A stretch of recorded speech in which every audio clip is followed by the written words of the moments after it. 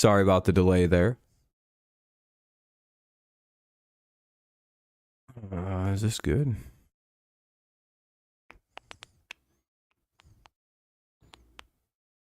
I think it's good. It looks good. Let's refresh it. There we go. Hey, what's up, Fernando? There we go. Everything seems to be moving now. Hey, we even got a notification pushed out. That's always cool. Always helpful. At least I got one anyway. Hopefully everyone's having a good evening so far. You know, enjoying your Friday night.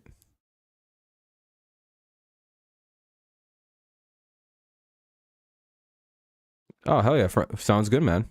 Oh, yeah, it's Friday. Typically, people don't have to go to school on the Saturdays.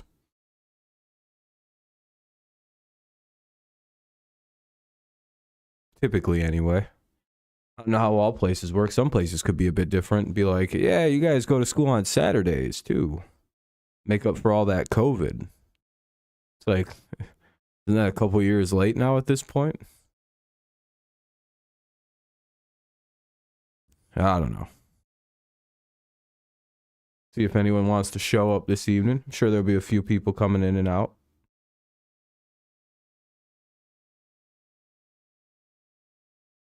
Yeah, but hopefully everyone's has had a good day. It's kind of been chilling today. What's up, Jacob? Really was a crazy evening for football last night, and then it went like ice cold all day. I was expecting more trades or something to bust out. But again, we're still 12 days from the trade deadline, so you got your butt kicked? Oof, that's never any fun. It's always a bummer. Never want to lose badly, you know.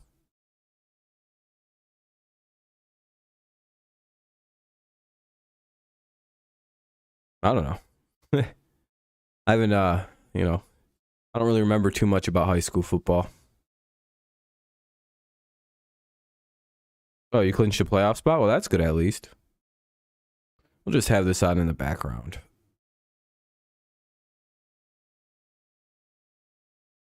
What's up, Daniel? How's it going, buddy? Hopefully you're doing well.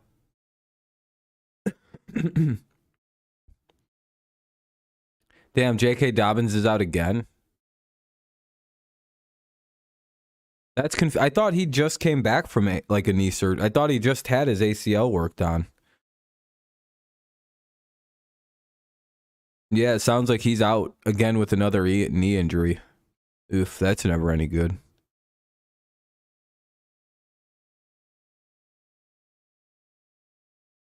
Yeah, I don't know about that. That's sounds like that's going to be an ongoing issue. Is CMC playing Sunday? I think they said they plan on playing him for like a limited set of like plays. I think red zone offense they're going to use him.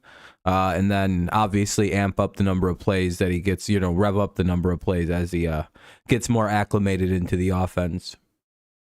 Can't really probably expect him to like get 100, you know, to play like 30, 40 snaps right away. I would imagine most of the red zone, yeah, he'll probably be in there. What happened last night? Oh, the trade? Yeah, I know. It came out of nowhere.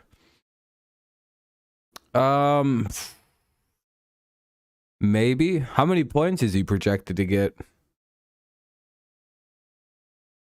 Might be a little risky this week. But you never know. It's kind of hard to tell what's going to actually happen. 11. Not bad. You could probably put him at like a flex option or something. Because again, you got to imagine that there's only going to be so much he can do right away. You're an Eagles fan there, Eagles? I would imagine. The problem is, will Troy Vincent be able to fix you guys a Super Bowl this year? Oh, that's no good, Jacob. Like, will he be able to change the rules on the fly and get the Eagles a Super Bowl again? I don't know if he'll be able to pull that off 2 times for your Super Bowls, but maybe. It is fairly possible.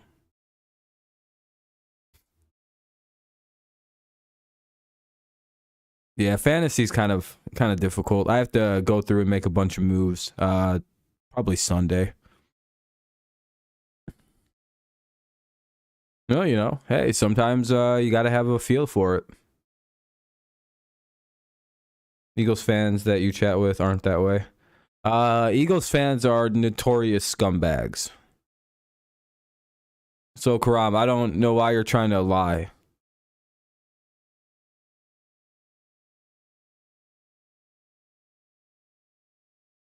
Yeah, probably. I would imagine so. It's going to be tough for Lions fans, I guess.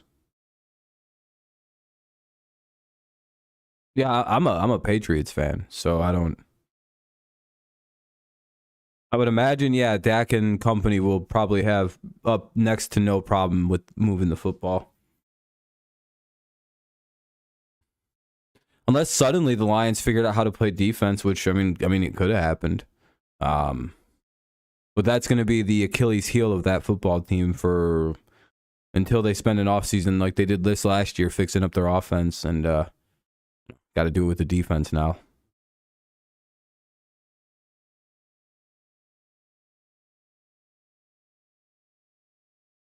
So we'll see. But yeah, I would imagine though that the Cowboys probably win pretty easily this weekend, don't you? I mean, unless the Cowboys defense just kind of, falls the hell right off. Kind of play somewhat of a good offense in the Eagles, and where'd the good defense go? Like, one of my favorite things about the chatter prior to the Eagles Cowboys game was how the Cowboys defense was going to expose the Eagles like as frauds, and the Cowboys were going to expose the Eagles as a team that couldn't play, and that Jalen Hurts wasn't that good. And it's like, well, I think the opposite happened almost. It kind of feels like the Cowboys finally weren't playing like Washington and New York, and their super defense suddenly doesn't look like a super defense anymore. It looks more like a just a pretty average unit. The Eagles didn't really look too hard pressed on offense. How'd you mess up?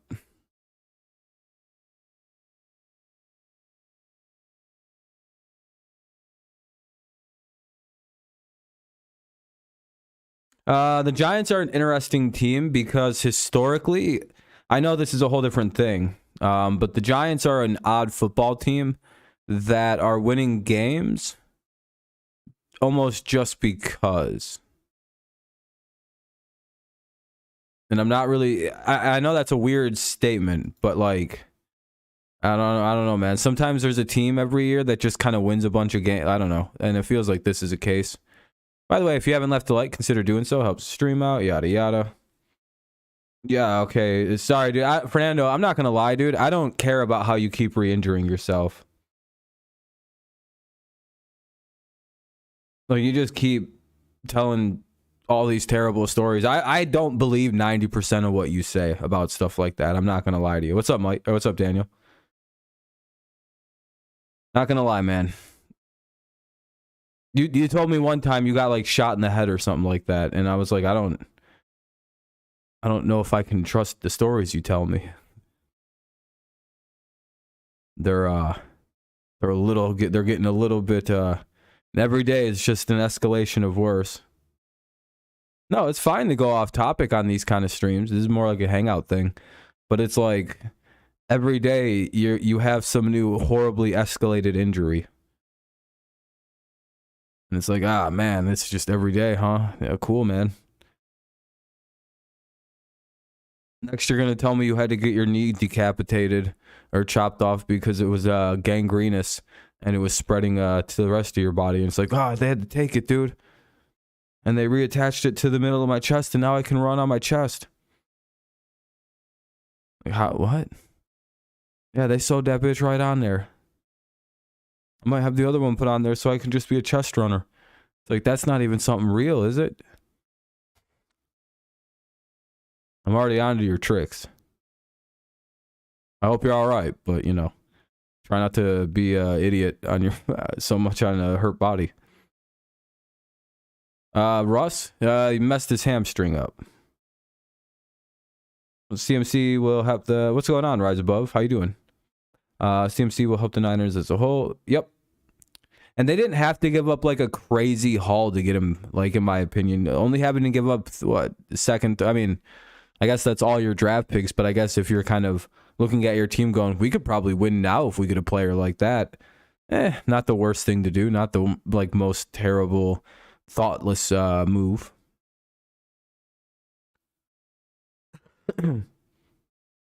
What's the news, Fernando? Good. Pretty sure I'm older than you. Well, I might not be Rise Above.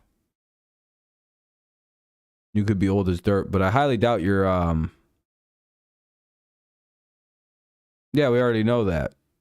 Fernando, yeah, we told you that yesterday. Yeah, we know. I don't know what news you're telling anybody. Yeah, I'm 29, man. You're not any older than me. We would have been in high school at the same time at one point. Just so you're well aware of the age difference here. Yeah, we're literally like in the same age bracket. I would have been a freshman and you would have been a senior. So it's like, dude, what do you call me champ for? We're the same age.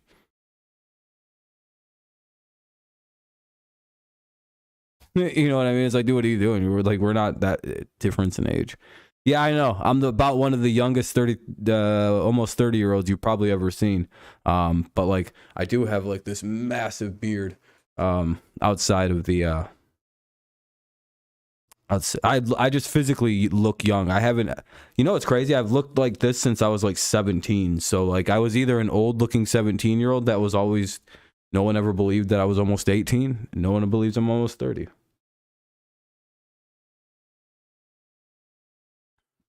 Oh, I thought you were just trying to be a shithead. I thought you were just being like, "What's up, little fella?" It's like, dude, come on, we're about the same. I guess if you were 40, I'd have been like, "All right, I guess I gotta take that." It's just I gotta put my place there. But it's also like, oh, okay, you didn't mean it in the way of like sunning somebody. My bad.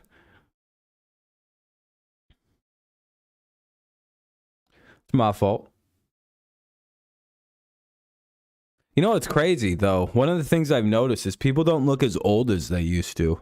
If you go back and look at like people in the way they used to look in like the 50s, like look up a 30-year-old in 1950. The motherfucker looks ancient. He's balding. They look like they're 50 years old. Like they look old as shit already. It's like shocking how old these dudes look in their at like 27. In the 50s. I don't know what kind of stressful ass things were going on in the 1950s, but Fernando, you're like 13, dude. I don't really want like kids in my Discord, so not really.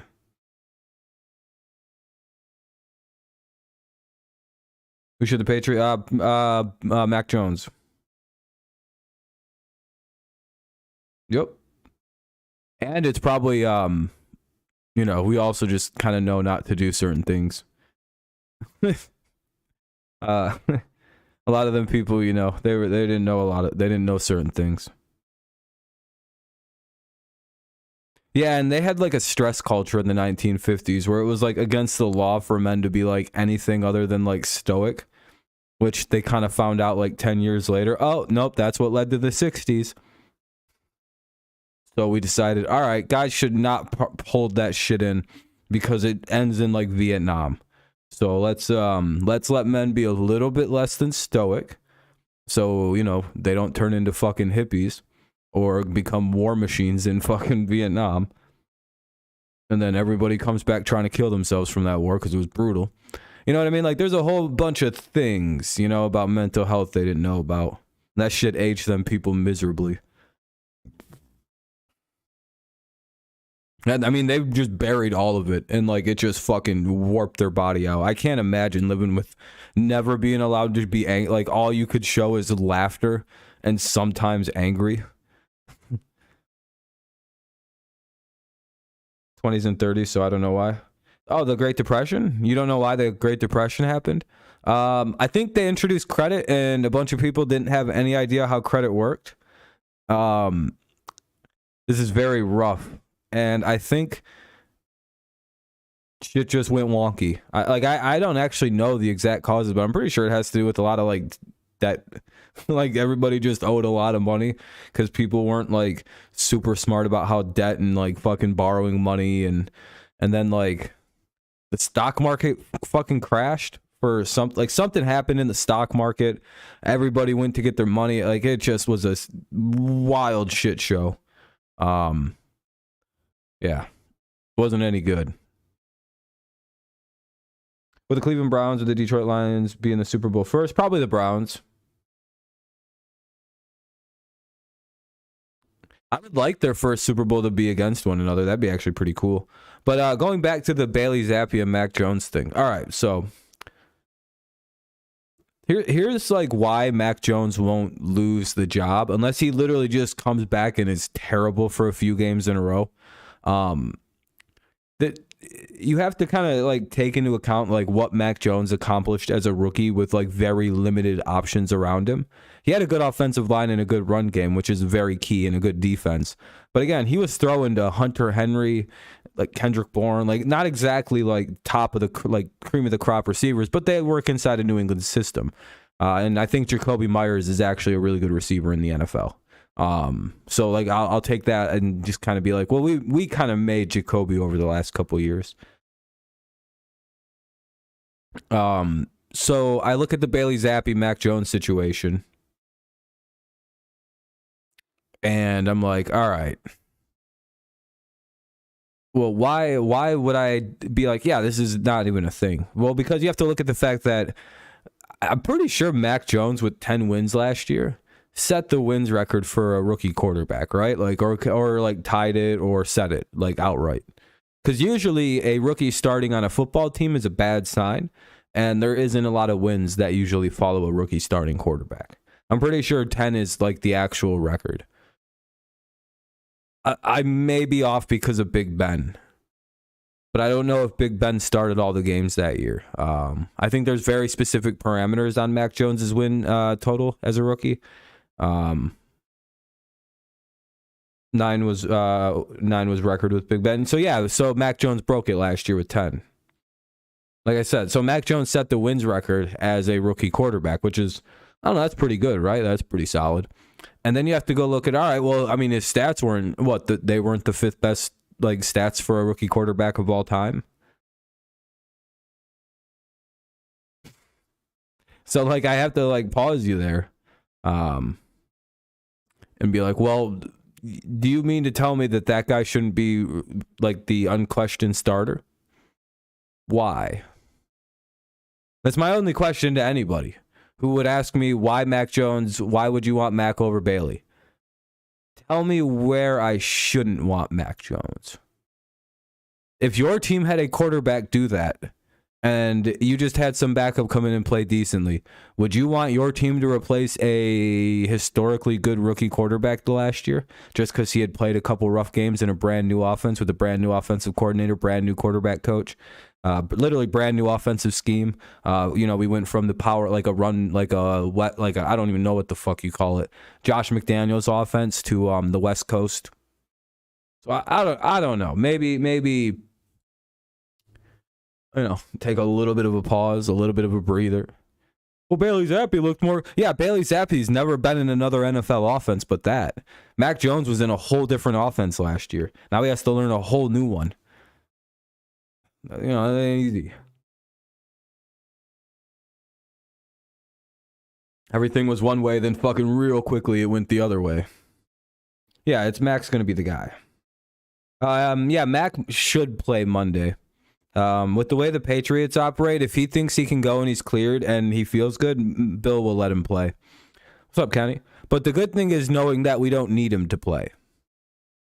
Like, we could let, but like the thing is, we probably want Mac to play in this game if you're a Patriots fan, simply for the fact that we want Mac to come back in an easier game in an easier atmosphere where there's not like just to get like loose break shit off and just kind of feel good in a game, not like against every good, like not against the Dolphins and fucking Ravens and all the good teams we're gonna play. It's just like poor Mac. He came in a brutal schedule, and then Bailey Zappi got to play the Lions, the hard luck Browns, and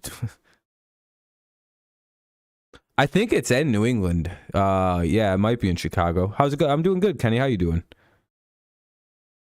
So you're Rise Above. I'm guessing you're based on your name. You're a Falcons fan. And I want to kind of talk about Atlanta and how I told every single person in here about how I know how Atlanta can fix their football team. And I was dead right. I could have fixed Atlanta. Oh, all right. Well, I could have fixed the Falcons years ago, and I said they got to get rid of everybody. And if you go, huh? What do you mean everybody? Everybody. Anybody that was a member of that team should have been immediately cut. Well, I guess after a couple, when they started losing every single game in like comeback blowout fashion, it was just this hilarious way they lost for like 4 years in a row after that Super Bowl. Like in 2018, they should have blew it all up. Got rid of every single member of that team. Because like when you lose a game like that, you never come back from it. Unless they win and like go and win the next Super Bowl, there is no actual way to come back from that game. It's so deeply embedded, like blowing a game like that into that team's DNA. That's all they can do. Like like they could leave that team and it won't be a problem. But like that collection of guys on that football team, it was done. Just like as soon as they were blowing like games to like fucking the Lions. It's just like what are you guys doing? How are you guys blowing it to the Lions? What has happened? Like they should have just blew it up. Like yeah, that's the end of that. Oh, the Phillies won the game. They cheated and stole it. Bastards. Kevin Ridley got suspended the whole year, and the Falcons haven't been the same since that Super Bowl. Yeah. Well, Calvin Ridley fucked up. Like what an idiot. Like, no offense to Calvin Ridley. I like him when he plays. He's a good player. And I'd still welcome him with open arms to the New England Patriots if we were to trade for him in the coming offseason. Because I don't think I still don't think he wants to play for Atlanta. Regardless of, everything, all that shit with them. And, I don't really care about the gambling. But, like, I have to, like, sound like I give way more of a shit about gambling than I do when I talk about the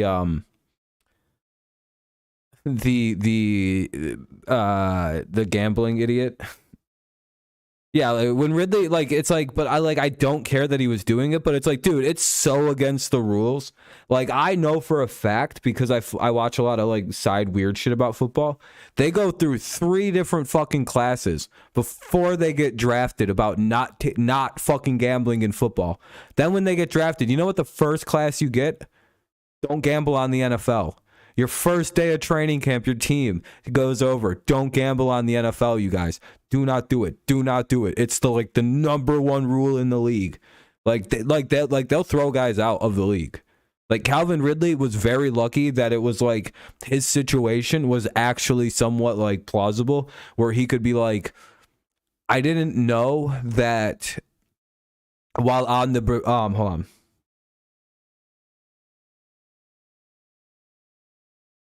His defense for it and why he only got a season was actually something because he should have reached out and asked somebody. Like, you know what I mean? Like he should have, oh, what's up, Kev? Hold on a second. He should have reached out and asked someone if he could still gamble while he's on like the NFI list for his mental health. And again, you can see where he made like a thinking mistake. Like, I thought I could gamble when I was on the list. No, you should have probably reached out and asked somebody. You would have been told. Again, you can see where the mistake was made. And I understand it was a mistake. He didn't fucking mean to do it. Oh, you got a Switch today? Congratulations. You got Sword and nice. Nice, man. I'll make sure to check out your channel. Let me go to your channel real quick. There you go. Boom, subscribed. I'll check that out, man. Congrats. Switches are cool. Let me read some people's stuff. Go Dogs, Georgia. Your Texans play Sunday, Texans Saturday. Okay. Oh, Texans football is back. I thought you said Texas. Okay, I got everything good. Yeah, switches went crazy right at the start of the pandemic. Everybody it was just gone. Yeah, Ridley will be fine. I also thought that the full season was a little much. I thought it should have been like 10 games, 12 games or something, and he can come back for the last like 4 or 5. Maybe 13. Just give him like let him play in at least 4 or 5 games. Because again, like any other situation, like if a player who wasn't on that list got in trouble for, dude, they might have actually kicked him out of the league if he was like actively playing still at the time. A bit out of the blue, but I'm going shopping tomorrow. Do you know anything that is cheap and good? Like what kind of shopping?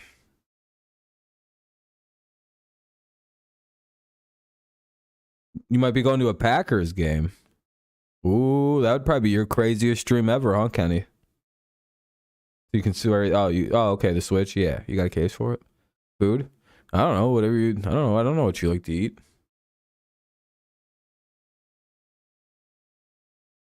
Oh, what? Your parents give you a $20 limit for snacks or something?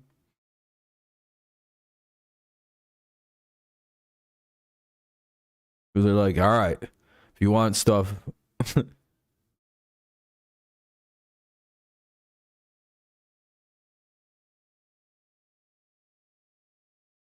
um,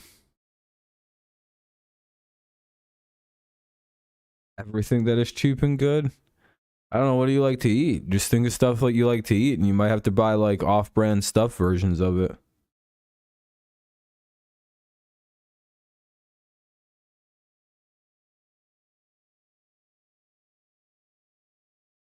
Is it like, do you need like dinners, or is it like just like snack foods and shit?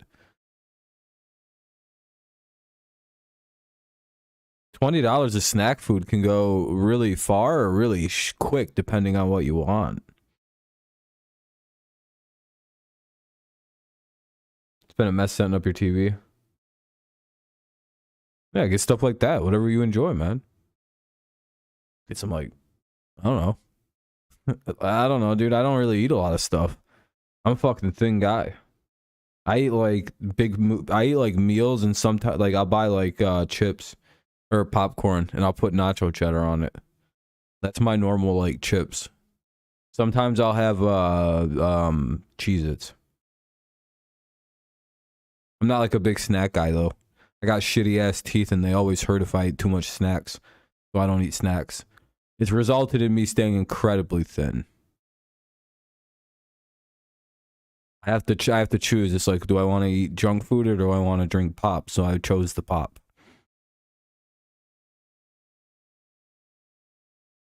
Some gangster shit, but you know how it goes. I can only deal, I don't get mouth pain from soda, so I'm like, all right, well, that's fine. I can deal with it. So I eat a lot of meat, a lot of chicken, fish. Yeah. I wish I could eat. I'll probably eventually gain, like once I get my teeth fixed up, I'll eventually be able to start eating like normal again, and I'll be a lot better with snacks. Go to Family or Dollar General if you're on a budget. Yeah, if you want a lot of good, I don't know, you get 20 snacks at.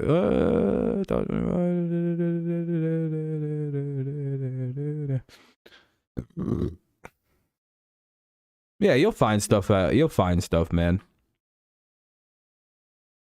You never been to a real game? I've never been to a real NFL game either. Why is your TV setting up going bad? I also got Jeopardy and Wheel of Fortune. I didn't want to type it because those shows are kind of boring to people. I like the games.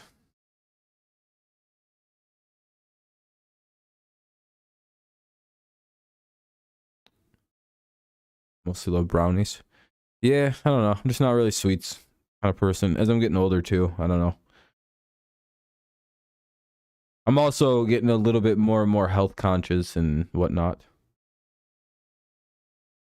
You're going to the Patriots versus Jets this year? Oh yeah, don't you live in New York, you said? Or like around there?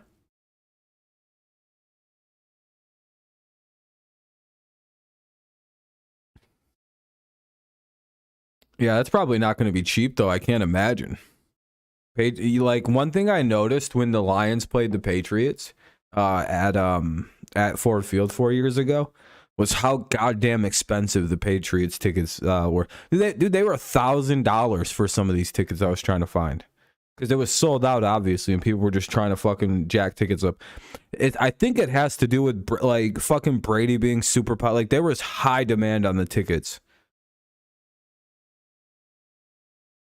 And there was no reason for the Lions to have that. But see, that's what I mean. It's expensive. See what I mean? For one ticket, it's $400. Like, and if you go to a normal Jets game, the tickets are like $100 for those seats. Maybe that price. There's no way a normal ticket there is $400 if they're playing like Miami. That's a great gift. I've been to an Astros game when I was a kid, but not a Texans game.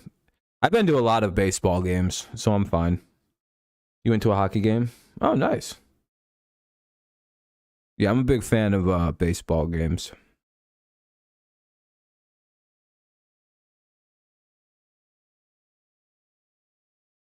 I just really like the chaotic atmosphere of baseball. I like sitting near opposing fans because it goes one of two ways. I usually only go to big wins, right? For example, I went to the Tigers' largest win this year. That's usually my experience when I go to games. For some reason, I'm very lucky about going to baseball games.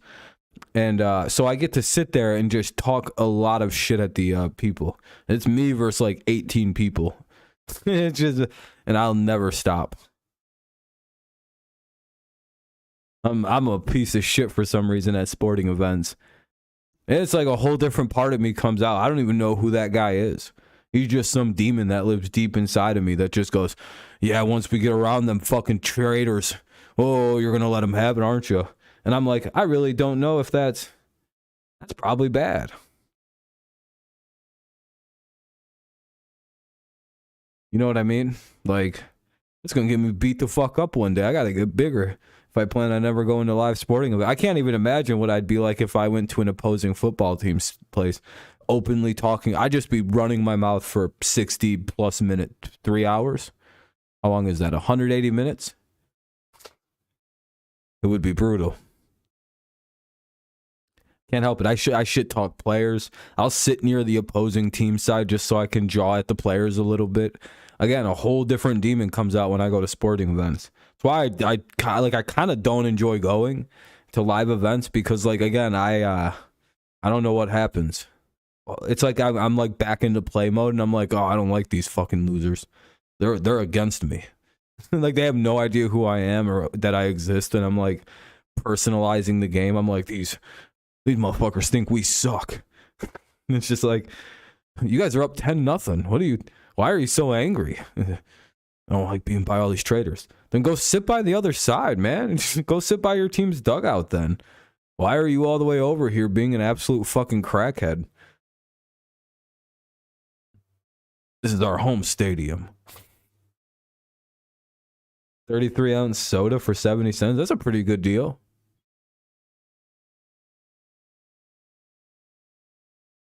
You're a Yankees fan. Ugh. You know they're cheaters, right? Wait, no, hold on. That's the other team that they're playing. Hold on. What are the teams in the oh yeah, it's the Yankees who are crybabies. That's correct. Astros are cheaters, so that's fun. Really cool ALCS. Good job, baseball. Clear, you know, baseball is the only sport that I fully believe isn't one. Like, if you can make a case against a lot of sports for rigging things, right? Baseball doesn't. You can't put two more unpopular teams in the championship game than the Astros and the New York Yankees. Like, those two teams outside of their two fucking fan bases are hated in all of baseball. And that's not good for rigging stuff.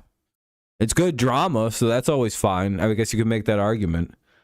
No, Astros aren't cheating now, but it's still fun to say. Because their fans are very sensitive about it. And they actually cheated, unlike the Patriots.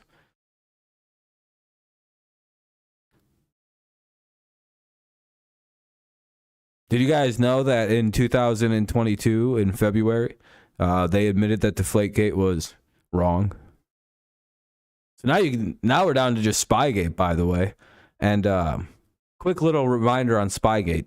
It wasn't illegal to do anything the Patriots did until what year? Say it with me. 2006 off season, between 2006 and 2007 season starting. The Patriots were accused of cheating in one game versus the Jets in 2007. I think week 1 versus the Jets. That's Spygate. I'm pretty sure that's it. And like that's literally what you guys have been saying is our like legacy, is that we cheated against the Jets. It's crazy, isn't it? That's what Spygate and Deflategate are. Deflategate was just a gross misunderstanding of how fucking ideal gas law works. Astros are a great team. I like the Astros. Don't get me wrong. I think it's funny that they did that. I don't care that they did that. I just wish that they would like admit like, well, they all did. I guess they all did. The players all kind of admitted if they were in the wrong. Even guys who didn't cheat admitted that they were doing wrong. So I don't really I just enjoy making fun of Astros fans because they're kind of stupid. It's like, you guys are the villains. I'm sorry. Like, at least be good villains like Patriots fans. Like, we're the only team that literally will like just look at people and try to somehow explain it a little bit. Like, yeah, you know, to people who may not know. But then when people are like getting pissy with us and just using it as an insult, oh, that's when we won. Because then we'll be like, oh, and I hope we keep cheating. I hope we're cheating right now, and I hope we win another Super Bowl, and a big-ass scandal breaks out, and they don't take away another Super Bowl from us. And then you people fucking cry about it and cry about it. That's my favorite, because then you're like, oh, no, he doesn't even care about the cheating. Deflate more footballs. I don't give a fuck. Overinflate them. The fuck does that have to do with anything? How does that stop the defense from tackling somebody? How does that stop the defense from doing their goddamn job? Even a little bit. Again, one of the only things I actually think is cheating in football is probably taking steroids. That's where it's like, that feels a little dirty, man. Ew, that feels dirty. That feels dirty. I don't even think sign stealing isn't really. Hey, thank you, Daniel. I appreciate it. Sign stealing isn't really cheating. Like, even filming another team's walkthrough, by the way, I don't think is cheating. Like, what, are you just gonna magically be able to know when they're gonna, like, is that like you just gonna call the perfect play? What if they audible? What if they change 2 things? What if they don't run that offense? What if they don't run that series of plays on that specific? Like there's so many variables to like everything, and it's like, outside of like hacking into their fucking play headset and getting the actual like play,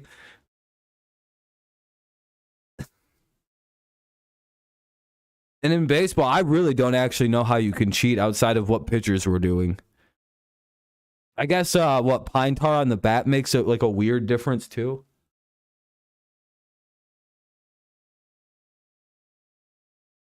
It seems like pine tar is like the only actual way to cheat on any side of the ball. Like steroids, yeah, I guess you can hit a few more home runs. But how come every guy that was using steroids, which was almost all of baseball for about a decade, didn't hit 50, 60? You know what I mean? Those guys are probably hitting 40, 50 a year anyway.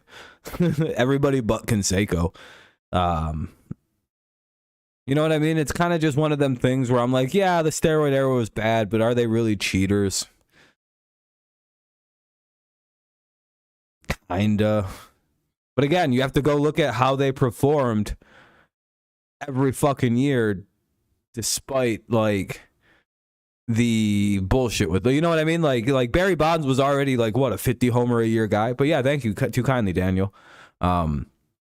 Like he was already like a massive homer guy a year, and it's like, well, who cares if he fucking cheated and hit 20 more? Oh my goodness. Well, he broke the home run record. Oh no, from a guy who used amphetamines. You know what I mean? It's like, yeah, if we keep going back, they all cheat. I think Babe Ruth's the only one with clean records, and that's because I think when he was playing, they just didn't have steroids.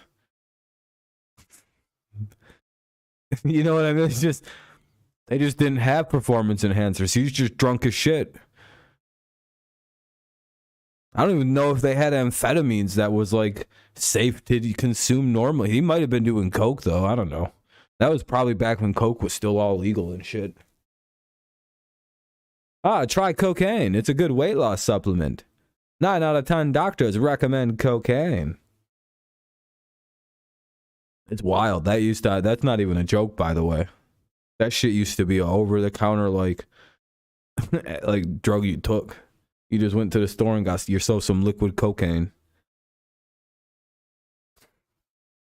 Living in the 20s would have been a fucking wild time.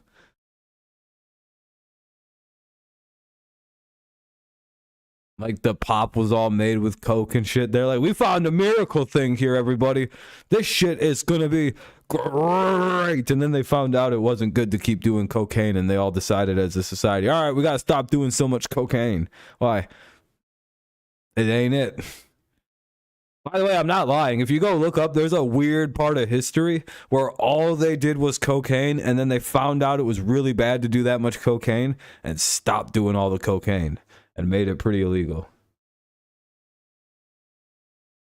You think I'm lying? It's a hilarious fact of history that when they first figured out what cocaine was, they're like, we have found the miracle drug. We have found the miracle elixir. It was not seen the way you think it would have been seen as like, oh, we found a terrible drug. No, these people were like,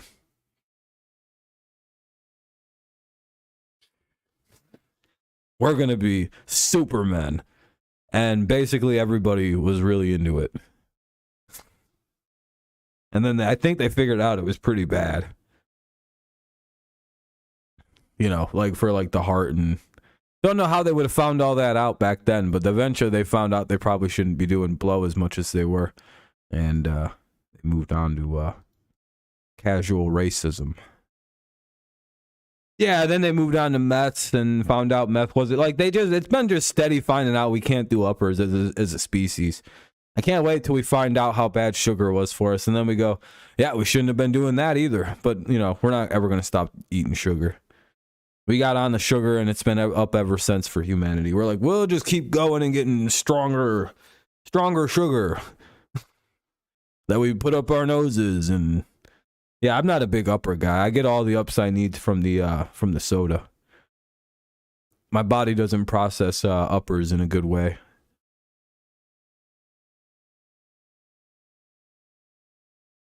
Like, did I ever tell you guys about how I took one Adderall one time?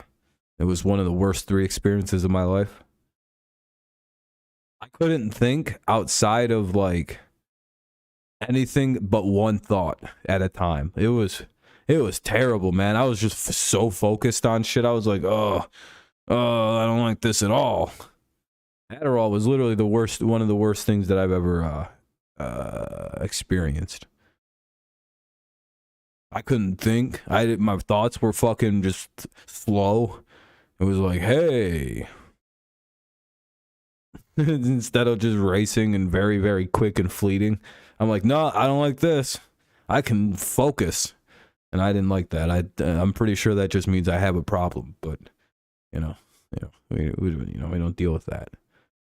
That's called blocking the creativity out. And that was the worst part because I took it to write and I was just like, nope, can't do this. This sucks. So I cleaned a bunch of stuff. And then I was like, this is miserable. And I've never done an upper ever again. That was when I was like 18 too. It was like my freshman year of college. I was like, well, this sucks. Can't do these. These aren't for me. And everybody else got to be superhuman on that shit. Me, it just made me able to focus. I'm like, oh, great. That's a fun thing to find out that I need to take these. This is cool. Oh, cool. I have ADD or ADHD. That's a fun thing to find out from casually taking one of those pills. 33 ouncer. I would buy 2 of them. 33 ouncer of what? $1.56. Vanilla wafers up to $2.98. Saltine crackers.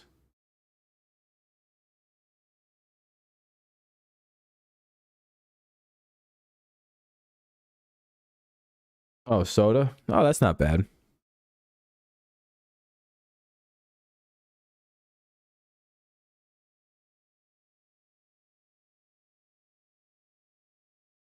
You're gonna buy crackers? Why are you gonna buy saltine crackers? Do you like to eat those?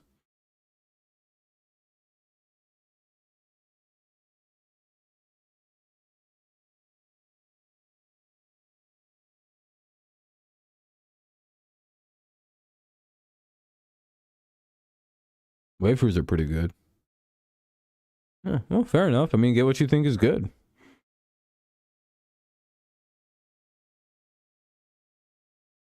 See, I like crackers to spread toppings on them. I think they work as mini pieces of bread quite effectively. When I want to eat like a peanut butter and jelly sandwich, I'll just morph together a bunch of like tiny little pieces of cracker and bread because I don't want to eat bread. Usually, I don't fuck bread. Fucks me up. I get really full off bread. Like really fucks me up. Like I can't eat. Like if I eat a burger, I can only eat one burger with a bun. The rest I gotta eat with sans burger, or else I just can't eat two.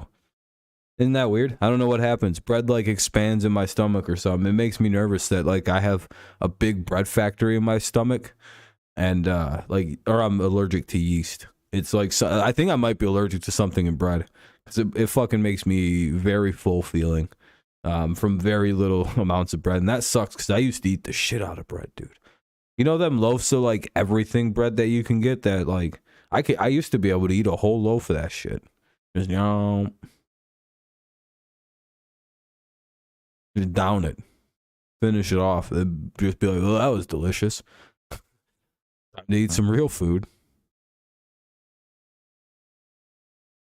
Yeah, I have a bottomless pit for a stomach. It's great.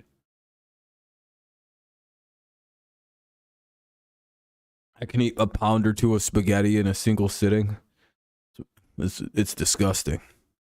Like you know them boxes of like family like a family sized box of spaghetti. Or I don't know if that's family sized. How big I can eat it. It's like 2 pounds, a typical Walmart sized box. They're like a dollar. They're like 98 cents, $1.98. I don't know the price right now. I haven't bought it in a while. I'll eat the whole box. It's just like all right, it's chow time.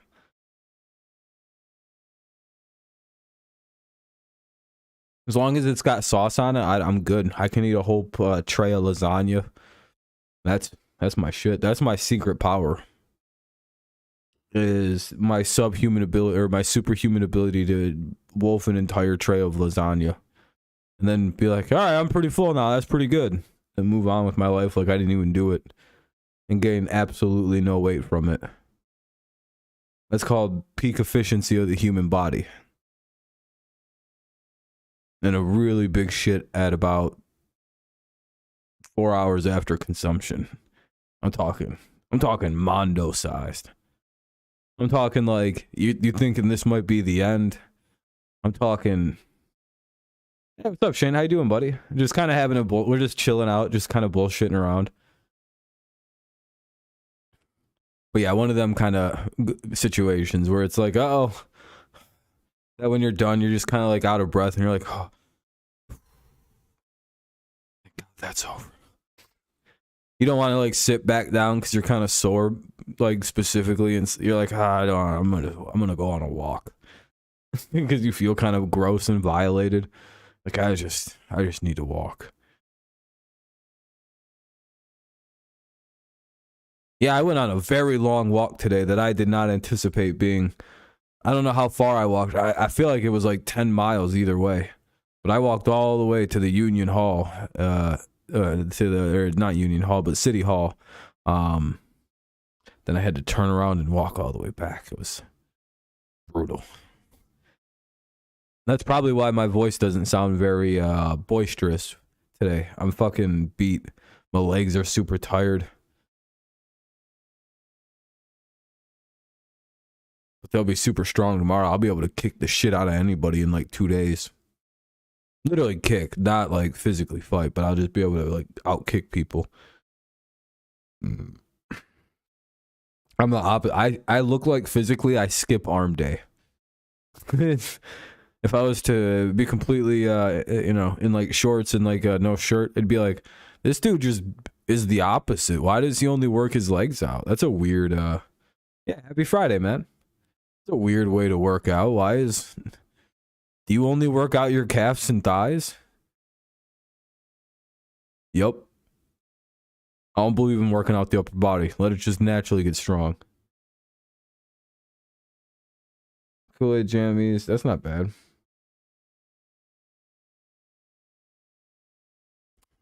Bananas are always good. So I don't know. There's just like I thought today was going to be like a crazy NFL day with like Christian McCaffrey getting traded, right? Just kind of to kind of go back into a topic that's more football. But then nothing happened today. It's like, come on. Give us something other than McCaffrey. Tell us who's next. I guess we did find out that I guess we found that out last night that they don't apparently they're not going to trade DJ Moore. Probably unless they get offered like a serious first round type pick. They seem to not want to trade him. They're like, listen, if we're going to rebuild, we at least need somebody for the quarterback to throw the damn ball to. And so we're going to keep him, which, hey, if that's the case, then that's actually pretty, that's actually pretty good. Like, that's actually the right move. Can't really like make fun of a team for them being like, we'd like to keep our really good wide receiver. Oh, idiots. It's like, yeah, I mean, I get it, but like,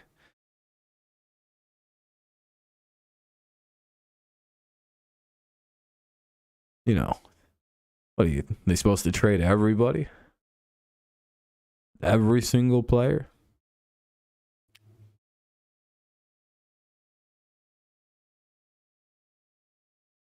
Panthers reject the idea of tanking. Yeah, I don't think that they're tanking. I just think that they're going to be a bad team. Carolina's confused. I don't know. They must have just been asked by one of their own media people about tanking, because it's like, yeah, nobody thought you guys were tanking. We just kind of realized you guys suck. Like, that's not what anybody thinks. Like, you can look at a team and be like, why are they losing games? Yeah, I know. It's already week 7. It sucks, Shane. It's like, damn, dude, the season's moving a little too quickly. But, like, it's like no one in the world. Like, right now, I would look at the Raiders and be like, why are the Raiders tanking? Like, why are they 1-4? Like, no, I don't feel like the 1-5 Panthers are tanking. I'm like, nah, that all checks out. Maybe I thought they'd be a little bit better than this, but Jesus.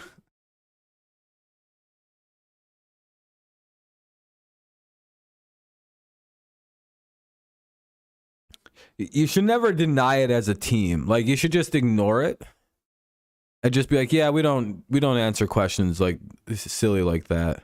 Because then it just sounds like you're a bad. This also just makes it sound like they're a bad team. This statement right here: after trading away McCaffrey, Panthers reject the idea. I'll tell you. So you guys are just that bad, huh? Is that what you're telling us? No, we're not tanking. We're just a shit football team. Well, that's not the flex you guys think it is, but I mean, that's a wild fucking ground to stand on. And they're like, oh, wait a minute. We didn't think about that statement very hard there.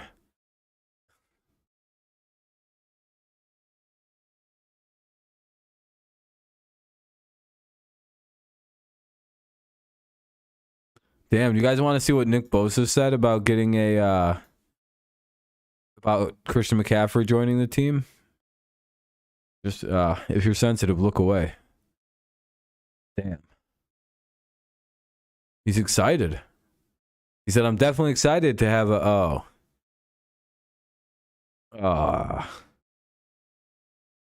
damn, Nick Bosa. It's every time with this guy. He never can just be a normal dude and just have normal statements. They always got to have these. It's always got to be extra with Nick Bosa. He's one of the few guys I actually like feel terribly for in football, but like I can't stop with the jokes about it. Up to 890. Sheesh, you're killing it. I think there's very little funnier than the Nick Bosa is a crazy racist memes for literally no reason. I don't think he's actually ever done anything other than be a Trump supporter. So it's like, I guess if that's all it takes, whatever. But like, you know, other than that, I don't think he's done a single thing to indicate that he's got any problems with like anybody not white, especially in that locker room. I don't know if that shit would fly. No, that was a meme statement. That's a meme statement. Like my always counter argument to something like that is like, I don't know. I don't think in that locker room that shit would fly.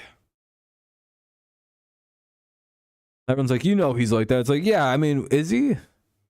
I mean, he plays with he was on a team with Richard Sherman for a year there. You really think Sherman's going to just let some weird dude just kind of be a little fucking shithead? Like Fred Warner. I don't know, man. He's with some pretty boisterous kind of dudes who wouldn't just kind of let him do that. Again, it's funny. The memes are hilarious, but it's also like, I don't think he's actually like that. I don't think you can survive in the NFL being like that. Unless you hide it. You know what I mean? Like, you know what? That's the only way you could be like a racist in football, really in pro sports, is if you just basically got to hide it for the whole career. Like, well, all I got to do is wait till I get out of this bitch. Especially nowadays, maybe not so much in like the 90s and early 2000s, but like now, yeah, post 2010s, yeah, you can't get away with it. Shit, you'll get yourself eaten alive.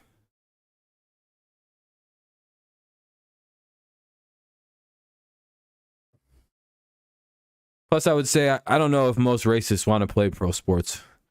I think they look at it and go, nope.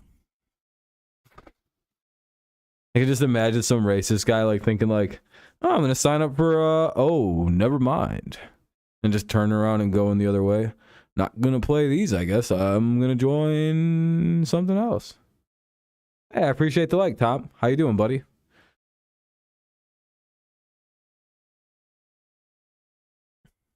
All right, so we're not too sure if we're going to see McCaffrey. What's up, Ape? There you go.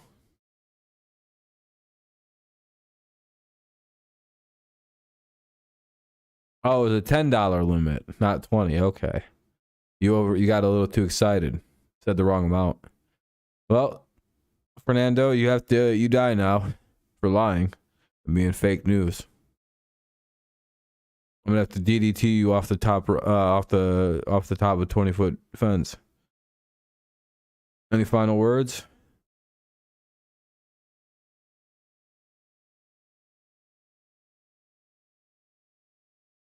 What's up, Robert? How you doing, buddy?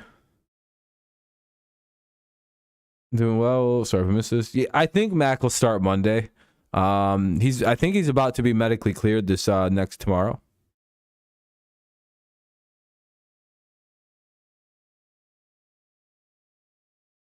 Yeah, Shane. So it's just strange. Yeah, no, Nick Bosa never said that. Someone just made it up that he said that. I hope that's very clear. I'm doing good, man. I'm doing good. Eagles have next easy games. Yeah, I think so. A lot of people like mac and cheese. But yeah, Mac should be playing, Tom. I think he's going to be cleared here in the next couple days, actually, which will be nice. Yeah, Tua is cleared to play. He's going to start. Yeah, a lot of guys are cleared and will be starting. Like Dak's going to start. Tua's starting. I'm pretty sure Mac's about to start. Yeah, Shane. That's a fake quote that like some meme account made up about Bosa. Yeah, Bosa never said that actually ever once. Yeah, he's not actually like that. Publicly anyway, you know. Never know what's in a guy's heart till he quits playing.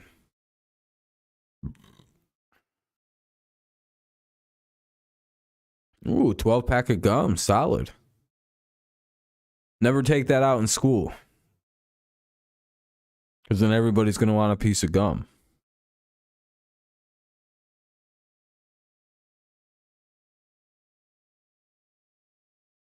Yeah, Tom. He should come out and do quite well. A lot of people forgot how well Mac Jones played as a rookie. If Rush was playing, Lions had a chance. Yep.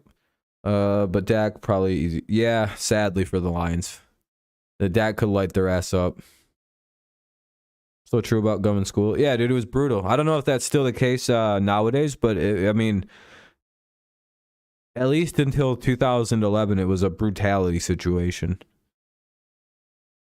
Gum would have people surrounding you that you weren't even friendly with. Big, let me get a piece of gum, bro. And it was the weirdest shit, by the way. If some random person pulled out gum and you asked them for a piece, you get a piece of gum. It was the fucking craziest exchange. It was all like, all the gum exchanging was done on future trade promises and shit.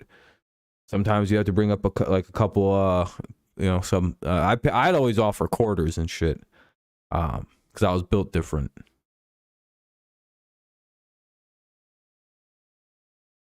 It's still a thing. Oh, okay, it's still a thing. That's good to hear. Good to hear. I'm glad school is basically the same thing as when I was there, except a higher probability of being shot.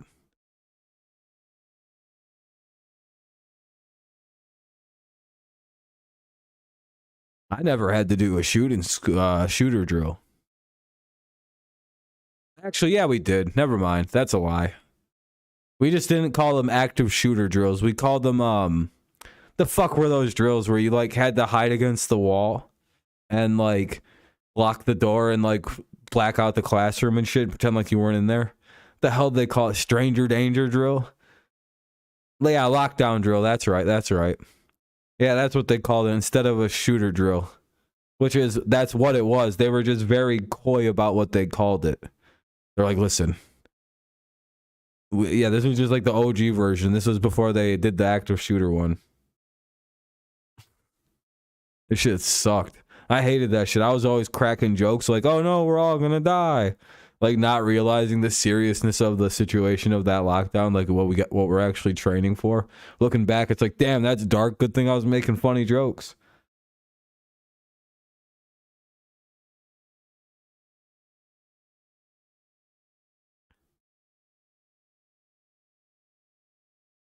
Shoot, that shit never would have worked at the schools I went to, though. All them schools didn't have windows by the doors and shit, so if you just shut the door, that was the end of that.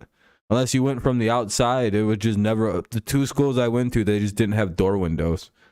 I think both the schools I went to were primarily constructed post Columbine, so it was kind of one of them things where they're let's just not put windows by the doors, so that way nobody could get in. And all the classrooms are it was a very smart setup for a school, actually. You have rescue windows. A bear went on your playground? Damn.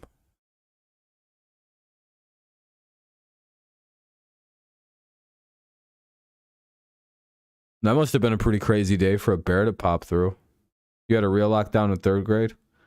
I never had a real one anything. I had a very uneventful school career. I think the closest we got was oh, there's an angry parent, and then they left. That was the closest we got to anything.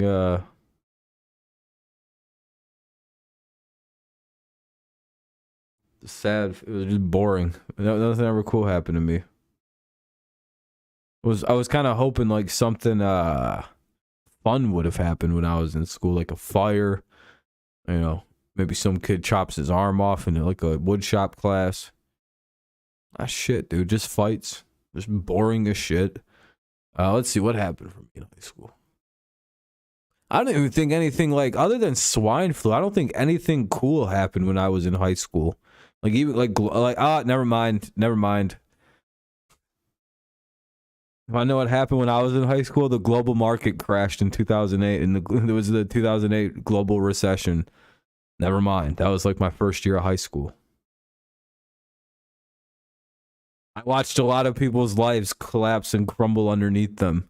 Never mind. I watched a lot of terrible things happen that I just kind of went, why are all these adults so pissed off all the time? Babies. Not realizing, oh, okay, no, yeah, I'd have been pretty pissed off too. That shit, the financial housing crisis and all that. I know like 3 people who just like suddenly didn't live by me anymore in 2008. I still don't know where them people are. 2 of my friends, like, you know, one of my friends moved. I know where he lives. But yeah, a lot of people had to move out of our neighborhood. It was sad. And we lived in a fucking trailer park. So I'm like, damn, you guys really couldn't even afford the trailer park? That's pretty crazy. It's like, damn, where are you guys gonna go? But don't worry about it. We're gonna live in our car for a little while and see if we can't get a box soon. Build back up. Like, I don't even know how you get lower than that. What, you get an apartment? One of my friends moved into a bigger house though, so I don't even know if it was the recession or they just like kind of had a good financial tidings come their way.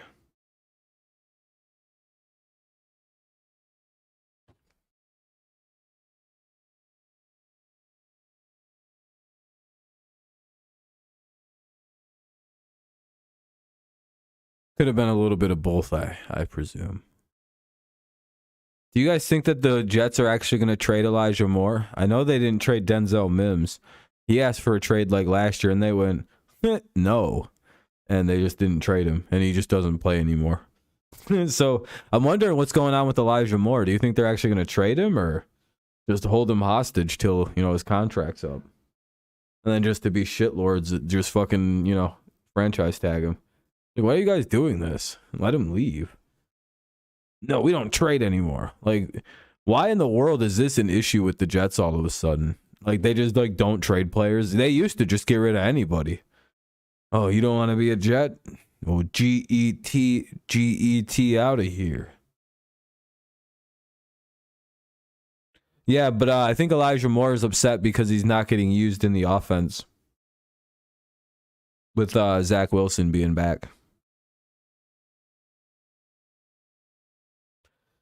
You picked the Jets to win versus Broncos.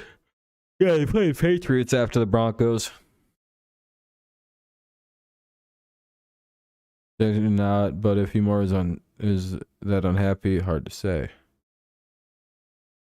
Really, they're not going to trade him? It's like, dude, you can't hold on to a bunch of unhappy players. You want to know how you can start really fucking messing up your locker room? Keeping a bunch of guys like Denzel Mims and Elijah Moore around. That's not good for your culture. No, we hold players against their will here. Yeah, okay, that sounds like a...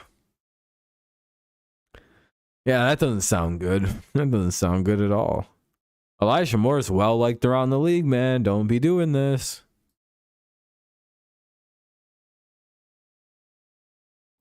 I think there's a way you can make mistakes, it seems like. And it feels like they're possibly making one here with with this situation.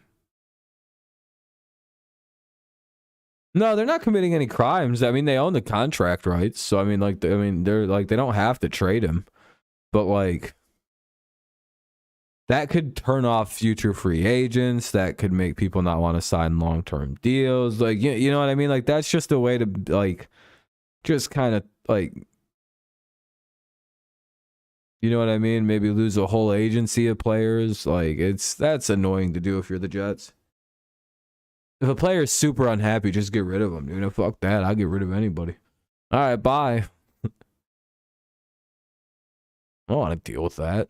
I'd rather have a bunch of guys that'd rather be on the team.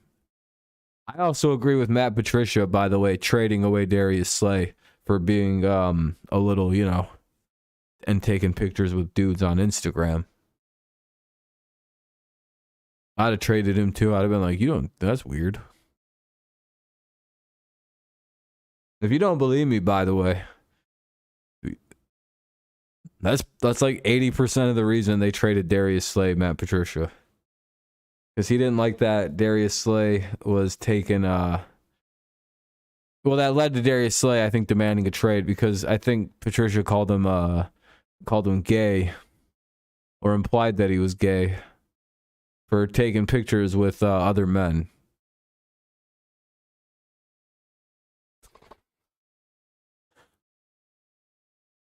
So the report is Friday. Reiterating New York won't trade the wide receiver. Instead of a trade, Moore's request earned him a timeout of sorts. Yeah, that's the way to handle it. Nah, what? I'm telling you the truth.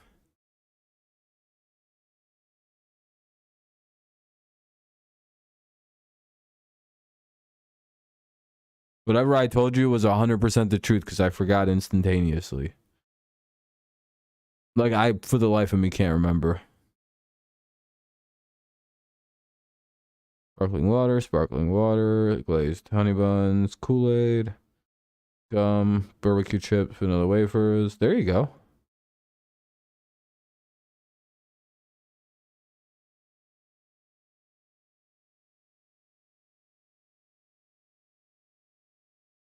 Not bad at all. Not bad at all.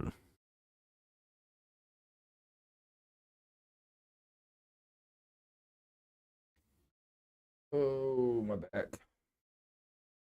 Need to crack.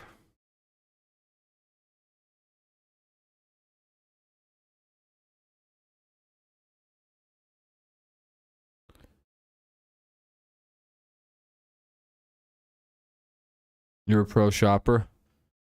That's good. I'm a pro gamer.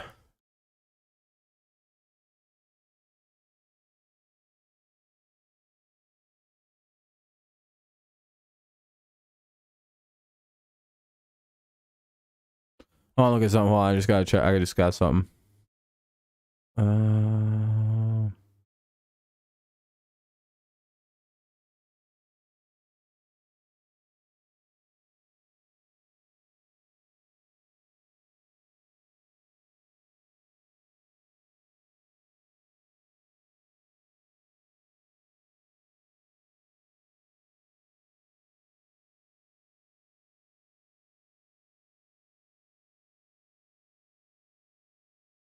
Well, I was just looking at something to do.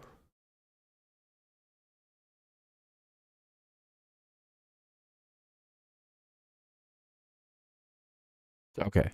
Sorry, I was just reading something. Someone sent me a message. I apologize. What's up, stud? Those will not be said stats. Wait, whose stats are we not going to go over?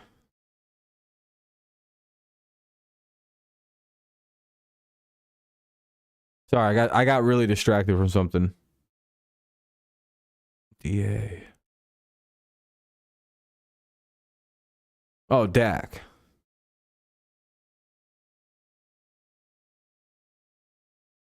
Dak's somebody. I would imagine Dak comes in and kills it this weekend. Oh, Ape. Wait, where did he put Dak's stats at? Oh, Dak's stats will be 27 of 35, 374. I mean, that's not that crazy, is it? I mean, the Lions' defense is kind of chintzy. Bailey Zappi went fucking bananas on him.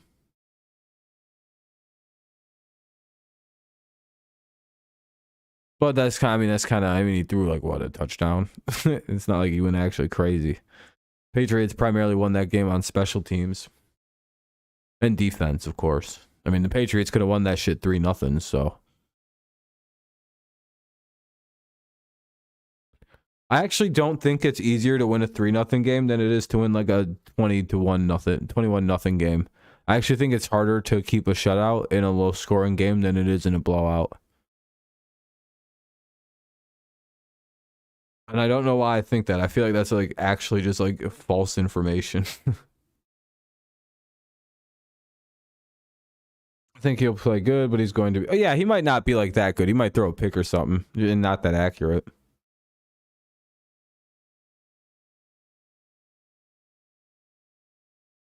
Ugh.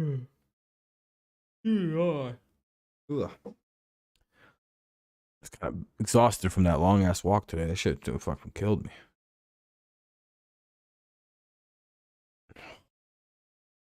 Felt so good to sit down when I first did. I was like, oh.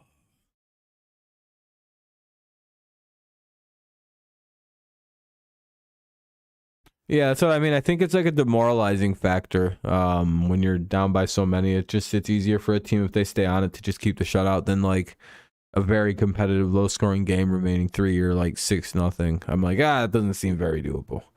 Much rather have the blowout shutout than a close game shutout.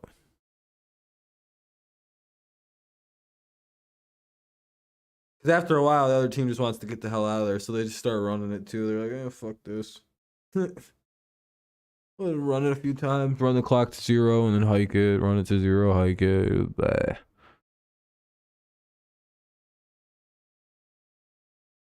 Ugh. Might have to get another drink here in a second. Another soda pop. I mean, a 3-0 game would be exciting to watch. Don't get me wrong. Probably a lot more exciting to watch all the way through than a 40-0 game.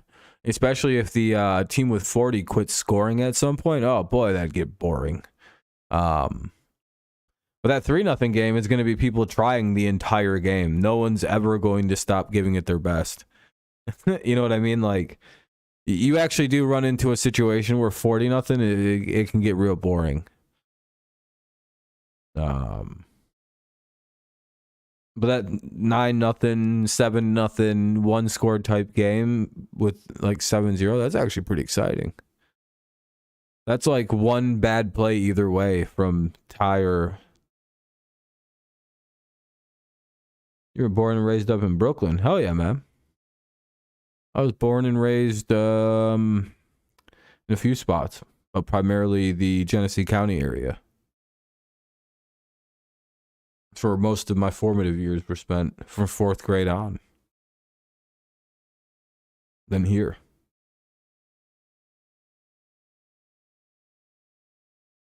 But I started my journey all the way in Detroit, or in a suburb of Detroit called Warren. And then now I live all the way up in the middle of the state. About 3 hours north, almost. 2.5, I guess. It'll be 0-0 with like 2 seconds and the team. Yeah, I don't mind that. It's actually probably a pretty solid game. Fucking dual shutout going on. But if there's no weather, that's an amazing game. Fucking throwback. Fucking the defenses are going crazy. Yeah, I could deal with that. As long as it's not what it wasn't just like a quarterback can't hit wide open throws. Receivers are just dropping footballs for no reason. Like if it's like a thing where it's like, well, there's not even good defense. Nobody can play. It's just bad all around football. Then yeah, it's a shit game. Yeah, Michigan's nice. I like it. The only problem with Michigan is in the lower peninsula, there's no mountains. That's a bit of a bummer.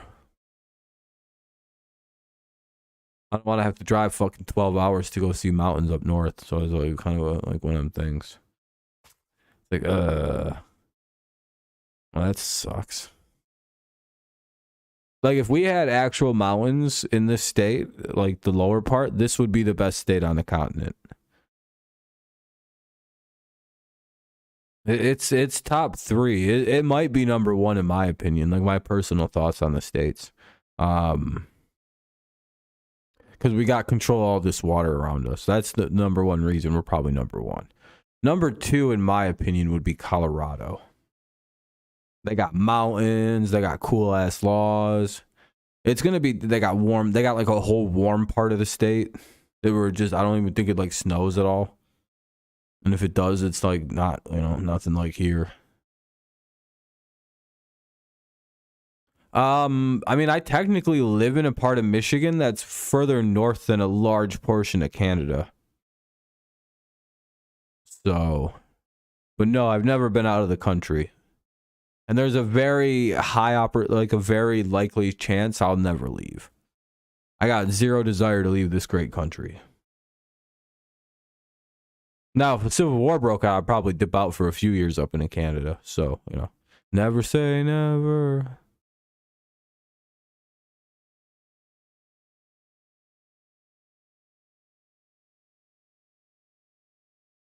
Why did you say what a mascot felt like?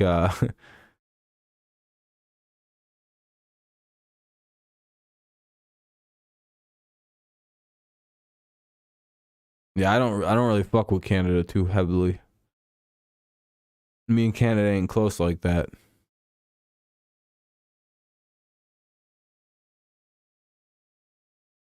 So I'm pretty sure my dad was born up in Canada, but I don't think it counts because it was a military thing. So like, I think like the way it works is like if because my grandpa was on deployment and his mom went with my grandpa. So I'm pretty sure that's the reason why my dad's part Canadian. But don't tell anybody. My dad's half Canadian. Yes, I know. It's a difficult thing to admit and tell anybody about that I'm descendant of a Canadian. It's gross. It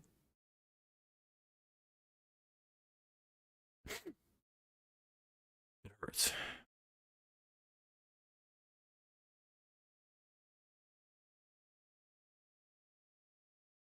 Probably why.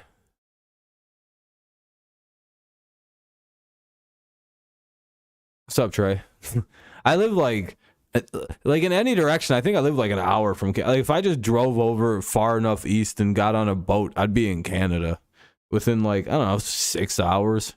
I don't live very far from Canada at all. It's right above me. But it's to the what part am I? Right of me. So I'm surrounded by fucking Canada. Yeah, Canada seems cool. Like Windsor doesn't seem all that different from Detroit. I've seen it before. I've looked dead into the face of Canada and it looked at me back and I went, not today.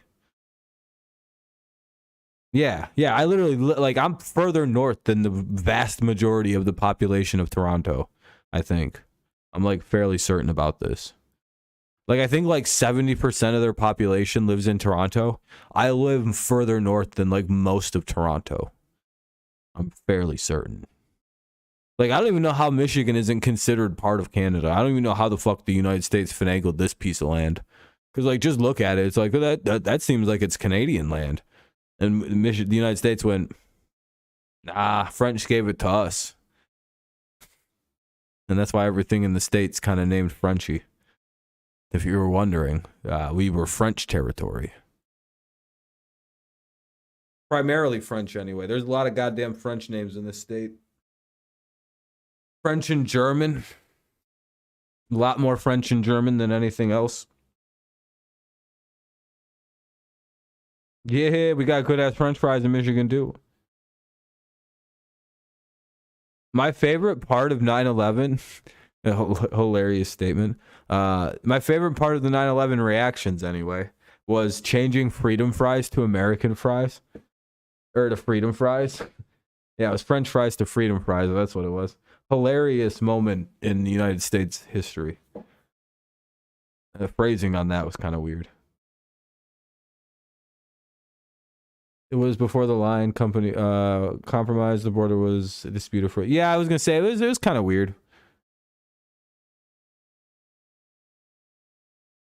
Yeah, it's Michigan's a weird state. We're very much part of Canada. Isn't that crazy? Fernando, you weren't even alive during 9/11. I also think that the people who they almost can drink, right? The people who weren't born quite yet on 9/11. What is it, next year? The first one can start drinking. That's pretty fucking trippy.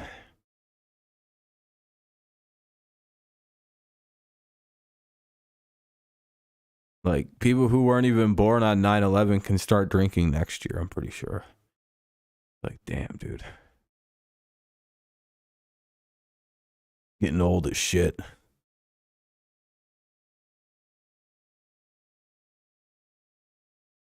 Yeah, because, I mean, it's in the middle of fucking Canada. Good luck getting to Ottawa. That's why we should move the United States capital over to Michigan somewhere. No, I'm just kidding. To, like, Nebraska. Good luck getting there. Good luck wanting to get there. That place sucks ass. You ever been in Nebraska? Anybody here? Tell me if I'm wrong. It goes Born, Omaha, Lincoln, corn, new state. Tell me I'm wrong. Yeah, I drove through Nebraska too to get to Colorado, and I drove right through the middle of the state. I'm talking like, you know how it's like a square like this? I drove right through that bitch. I seen everything there was for that was in that state. It's literally 2 cities and corn. That's all that's in that fucking like. You think it's a joke? You think I'm like fucking around a little bit? No, it's literally like 2 major cities and corn. Like if you were to ask a random person what they did outside of Omaha or Lincoln, they would be like, I do corn. Just that's all they do there. That's all. I was also driving through Iowa, Abe. Shit in Iowa either. Canadian leaders or revolutionary leaders were in constant talks about joining Canada joining the fight. Canada eventually refused because they like relying on the British and didn't. Yeah, and Britain will eventually get through. Yeah, that tends to corn huskers. Yeah, I drove through a lot of them fucking when I went to Colorado. That I found out most of the Midwest is just fucking farming corn. And I was like, I would have killed myself a long time ago in a video game had I lived here. I'd have moved and never came back. I'd have been like, I'm sorry, Mom and Dad, I can't come back to living in Nebraska. Why? If I come back, I'm just going to develop a meth problem because I'll be so fucking bored. See, I understand why all them people start doing meth. It's not like something you should do. Like, you know, it's just, you know, I get what happens. Fucking that place sucks, dude. I was so bored. I couldn't mentally do it. I'm not a very easily entertained person. Montana, the Dakotas are probably fine. All right, have a good night, Fernando. And Montana's probably fine. Iowa's probably all right, or not Iowa, Idaho. Because they got mountains and stuff. There's stuff to do outside of like in nature. Like there ain't shit to do in like Nebraska, dude. Nebraska, Kansas. What other fucking bullshit ass states did I go through? I think that was most of them.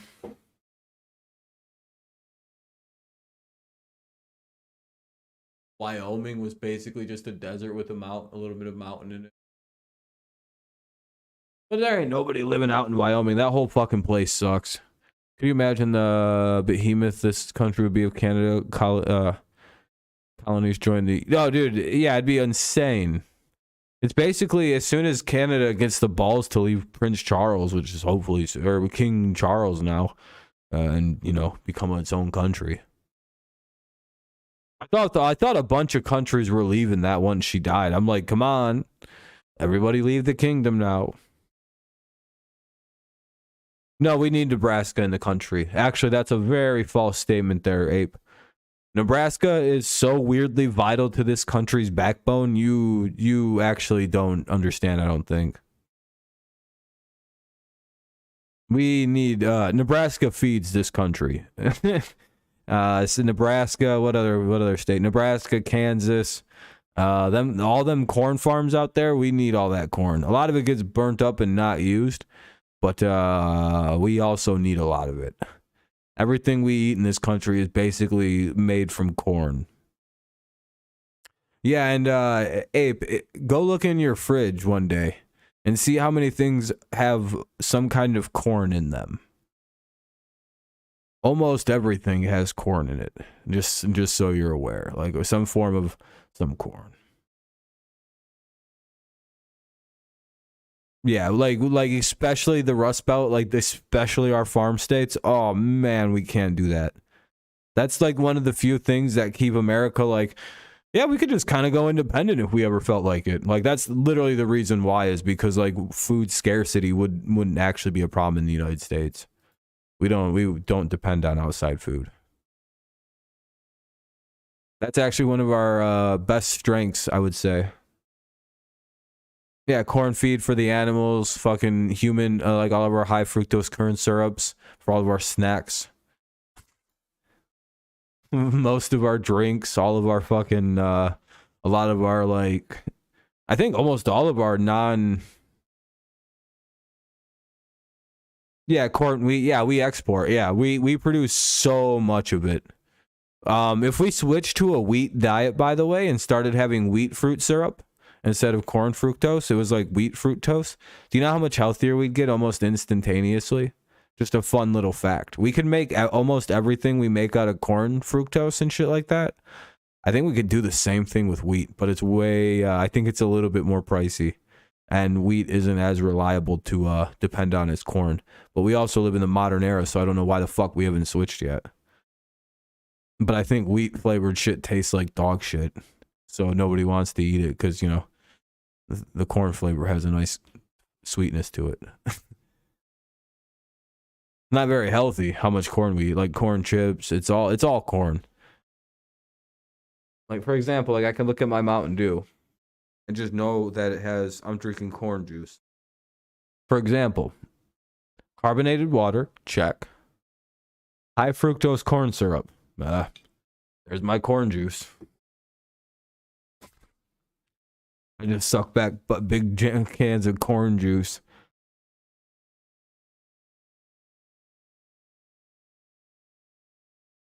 You know what I mean? So it's just about everything. We're a corn eating country.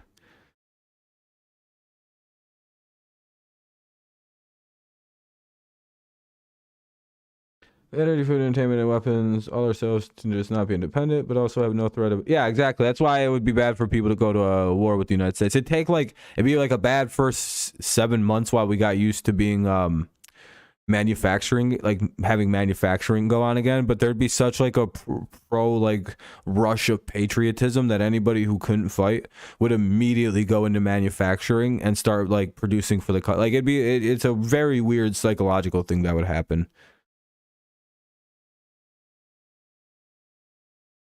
Monsanto corn bred with rats. Don't they? Okay, so a lot of people have theories on them. Like, okay, yeah, I know some of their business practices are a little shady, right? Like the shit that they try to do.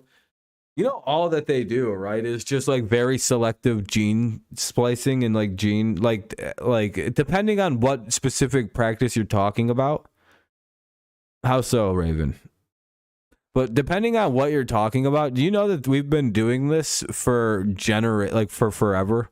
What Monsanto does, gene, like whatever people accuse Monsanto of doing is bad. There's like one thing that's actually kind of harmful, and I think that they and I think that they stopped doing that method because they were like, all right, yeah, this one's bad.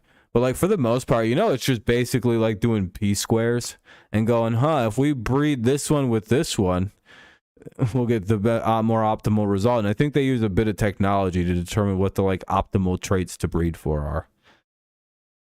Like that's all that it is. Like it's just like super advanced version of that. There isn't anything necessarily like we've been doing this for forever. Monsanto just figured out a way to like supercharge it, and like one of their methods was kind of shitty and they stopped doing it.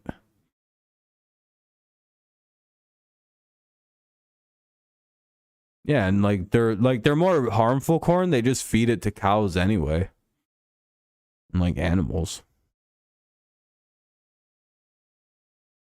Yeah, Monsanto again bad business practices. Yeah, I'll never defend, like they're a shitty company. But like everyone acts like it's because like the product they produce. It's like no, it's just terrible business practices. That's why they're a shit company. The actual thing that they do isn't like that crazy. Like nobody can ever tell me why it's bad that they produce strawberries that are like this big. It's like, well, what's wrong with that?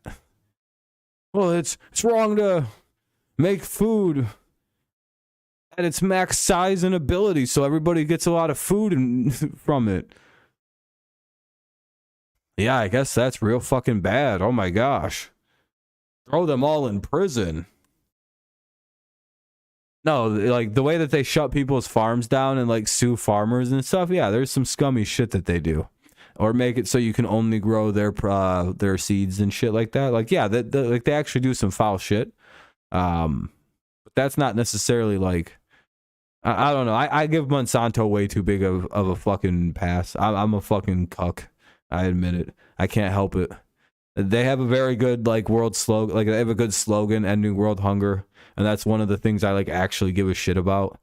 Where it's like, man, I don't know, a company that's just trying to make big ass food so people have more food to eat. I don't know. I'm pretty pro that. Yeah, there's some nefarious things along the way, but you know what? And this may be one of my more unpopular takes. At the current, we found out in the past what happens if we just let farmers do things. It doesn't work out. It leads to famines. It leads to all kinds of issues. Farmers get big heads. Yeah, because they have very like nefarious fucking practices. Like I said, dude, like it's the practices. It's not the actual like technology. Because all they're doing is fucking gene splicing plants. like we and everybody does that. The problem is they are fucking like nightmarish to deal with. I'm telling you, it's very little to do with the actual food production that they're doing. Because again, all they're doing is just making plants and like food bigger. And their goal is to end world hunger, but they're also what's the word I'm looking? They just are like they do evil shit. Like outside of the food production, they're just kind of an evil company. They try to get everything banned that isn't Monsanto production, and yeah, I mean I understand that. But again, I think a lot of the reason why they're banned is more of the stuff they do rather than the products they produce. Because again, a genetically modified organism is anything that isn't just naturally throw a seed in the dirt. No, they want to end it. Yeah, that's literally their mission statement as a company. No, yes, they do. Their literal mission statement is to end world hunger. By any means. That's literally like their actual like goal as an organization. But again, they go about it in the weirdest fucking way possible, where they're just like trying to fucking get rid of. Again, they have this belief that the current state of farming has failed the world population, and it kind of has. The fact that anybody could be hungry means that farmers aren't doing their job. Especially with all the technology that exists today, how the fuck don't farmers how are they not able to feed everybody many times over? There's a lot of farmland that just is not fucking properly used. They just don't grow like it's just like we don't have enough farmers or enough farmland, in my opinion, to have enough. You know what I mean? Like we're at a weird spot. Like the farmers can't produce everything we need.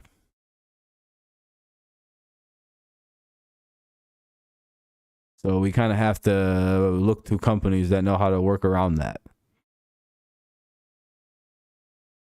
Yeah, Monsanto's a good company. But again, they make a lot of dumb decisions.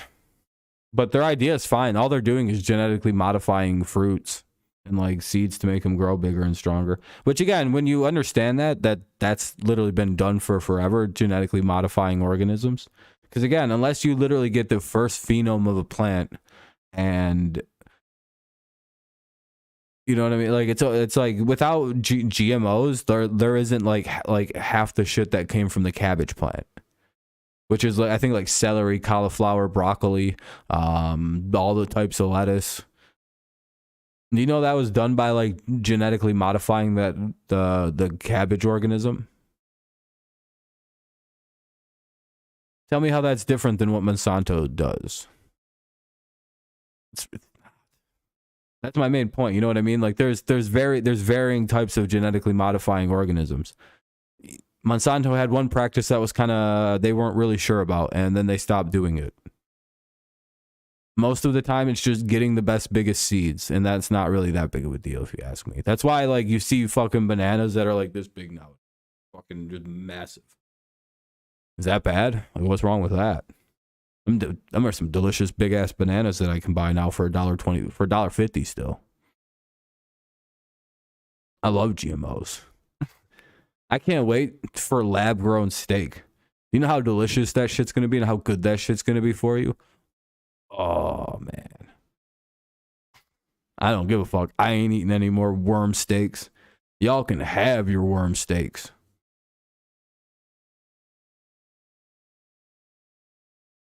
No, yeah, you're getting weird. I'm okay. Yeah, everybody, they just want everybody to die of hunger. You're right, dude. I fear we have technology that now could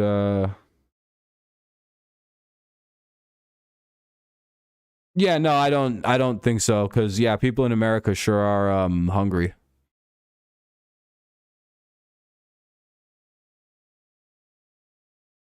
Yeah, they want to make everybody hungry and take away everybody's food. Yeah. Cuz, you know, that doesn't lead to mass revolt and revolution when you take away a bunch of people's food and starve them.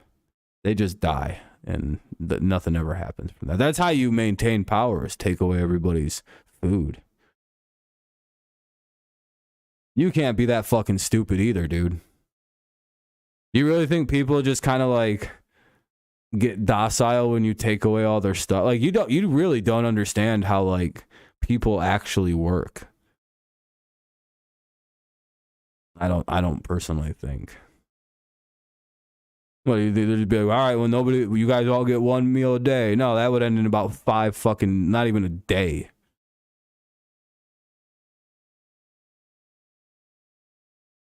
Who's they? Like the United States? I didn't know that. Who have we been starving? Who's the UN been starving? That's crazy.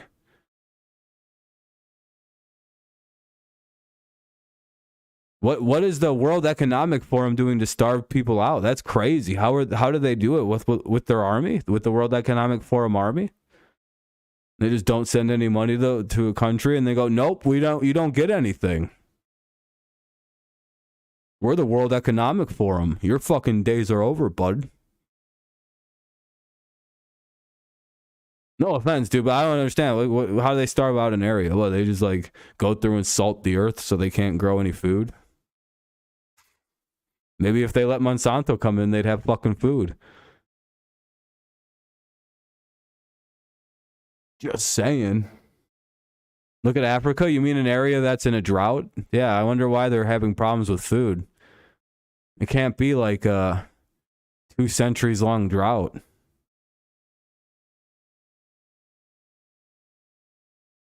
Indonesia isn't grossly overpopulated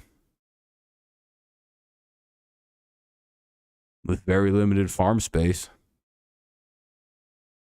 Come on, man. Use your head a little bit. Why do you think Africa's always like, do you know Africa's like in a 2 centuries long drought and like famine? Like outside of like North Africa, that bitch is dry as dog shit.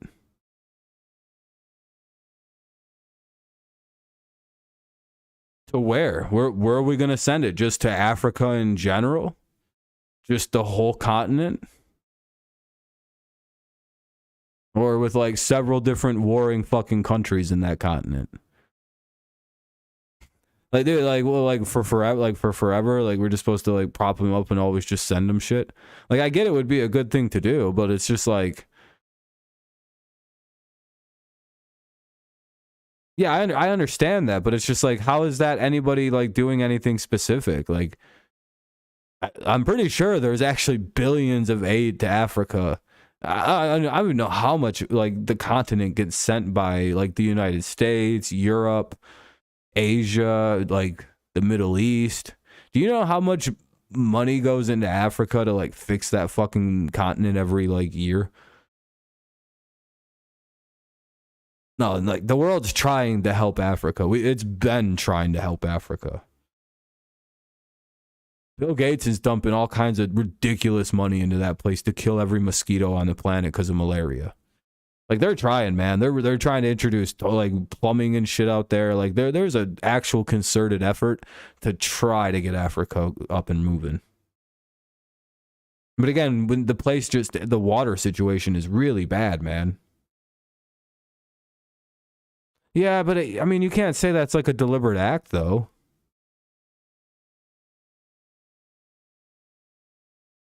Like, I'm sure if Africa wasn't in, again, a brutal drought, like, it would be a lot different of a situation for them. Yeah, and that's at the African government levels too. That's at like the government levels of like I don't know, fucking like Leone, Sierra Leone. Like that's like at the heart of like their countries too. Like a lot, they have like a lot of corrupt countries in Africa.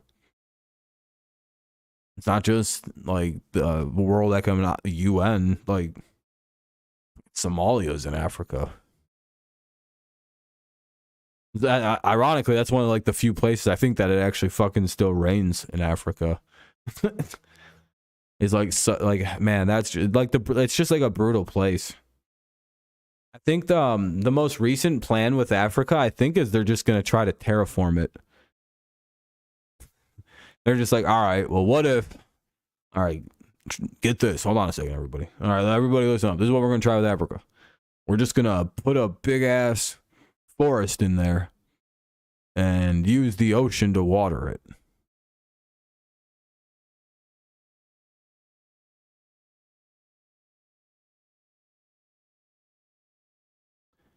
That's I think an actual plan with that actually could work.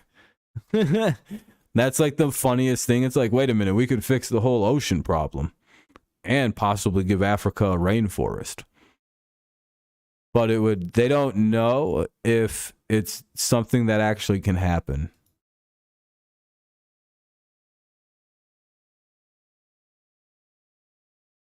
That's Dark Biden that controls the earth. Or is it Barack Obama that controls the earth? He clearly has it is President Obama right now, not actually, old President Goofy Butt. You think Joe Biden's actually the president? You don't think it's Shadow President Obama? Why do you think he's all of a sudden all over the place again? Like, he was gone for 4 years, and all of a sudden he's on a TV all the time again? Looking cool as shit. Got himself a fucking puppet president. I don't know. I'm just saying shit. I don't even know what I'm talking about at that point. You can tell I don't really follow politics.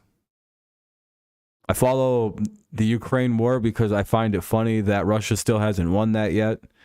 Fully expect them to actually. It's like like at some point they're gonna win, right? Like them having to buy shitty ass, garbage, loud ass drones from Iran isn't a bad sign, right? That's not not bad, right? Like those really cheap ass drones with like shitty bombs strapped to them that Ukrainians are shooting out of the sky because it's like, nah, like the thing is like, oh, what the hell is that? Okay. I really hope that isn't like what is Russia doing? Just win the war. Jesus Christ. Blow up half of fucking Kiev and be like, there you go. And then I think that would actually win them the war. Just fucking pull the trigger. Not on a nuke, though. Don't do that. Because, I mean, though it would be really funny to watch a bunch of Russians nuke a bunch of Russians.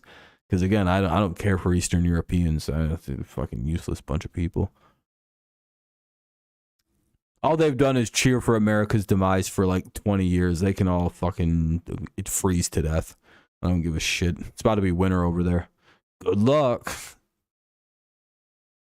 I have no use for them Europeans. Ugh.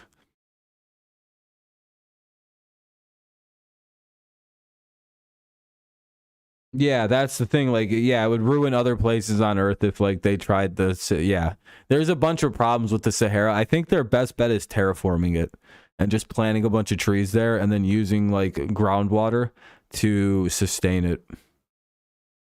And that would actually dramatically improve the continent and give us another spot of like dumping CO2. But again, that would really help the planet out. Like unironically, that would create like a very good effect in the Earth. Because if we could somehow turn the Sahara Desert green again. Plus, it would give us an idea of how terraforming might work if we tried to do that to a planet a certain distance away.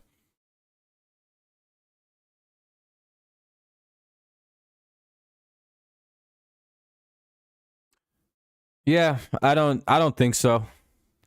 I don't see an army forcing a draft on its population as things going soft or going well. We were just in Iraq and Iran, Afghanistan for 20 years, and not one person was even threatened once with the draft. That's how our invasions went. We was just chilling. We basically were building new countries. That's how well the invasion went for us. We were actually building new shit for them, and then they went, all right, we're going to leave now. And then everything just, whatever. It kind of went back. But Al-Qaeda's dead now for the most part. Iraq was a complete success. Not really certain what the actual goal was. I think it was just to kill Saddam. Did that in like 28 days. Chased that dude into a hole, basically. That was crazy. Meanwhile, you got Russia still fucking fighting their neighbor. Like, if Mexico wanted to, if we wanted to just take part of Mexico, shit would end in 5 days. I don't even know if it would take. I think we just march through and they'd give it to us. It wouldn't even be if they tried. It'd be like, are you guys really gonna do this? Really? We're coming here to stop all the drugs coming through. We're gonna kill all the cartel members. We're just here to bully you guys. Kind of, fucking dunk on it. Like, that's literally all it would take to end the cartels, by the way. Like, 4 really well-planned days. That's it. Then that would be the end of every cartel. Just go in there and kill them all. Who do you think would win, the U.S. Army or the cartels of South America? It might be a little bit of a fight because of guerrilla warfare, but probably not much of one. Not with drone warfare now. Not now. So, I mean, I don't understand how Russia... Shit should have ended in like a week. That's why I think even if Russia wins, they lost this shit. Yeah, we came from across the sea and shit. They were next door. Why didn't they have 1 million people when they invaded? Just go in. If you're going to do something, do it right so you don't mess it up. America's invasion ability is next to none. It's like fucking Michael Jordan in 96, 97. You cannot stop this dude. When we come through, we're coming through hot, but we probably won't accomplish whatever long-term goal, but short-term goals, almost every single one got accomplished. It's like the most confusing way to define the Iraq and Afghanistan war. It's like, well, define win. Because if you mean to set out to establish our initial goal, then kind of. Iraq was almost a total success.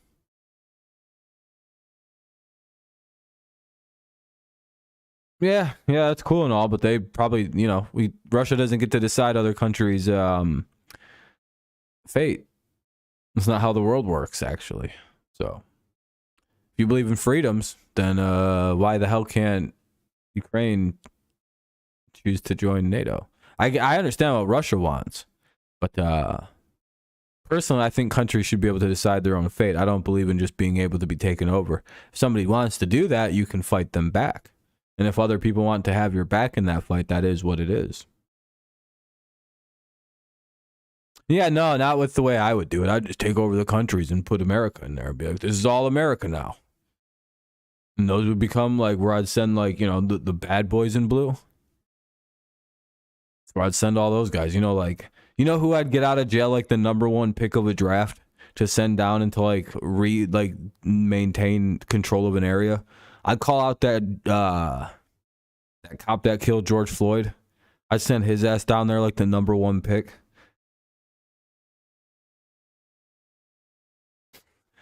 And like, fucking have him rolled out into fucking...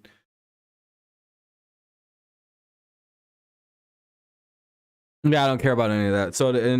So Russia didn't by invading Crimea in the Belarus Pact. So again, why isn't Russia ever a problem for violating the rules that it, the things that it said it wouldn't do to NATO when Ukraine said it would get rid of its nukes? Russia said it wouldn't invade, and it keeps doing it. Did it in Crimea, And now since then, they're like, yeah, actually, we're probably going to join NATO. So Russia's like, how dare you break your promise with us? It's like, you guys literally just annexed a part of our country.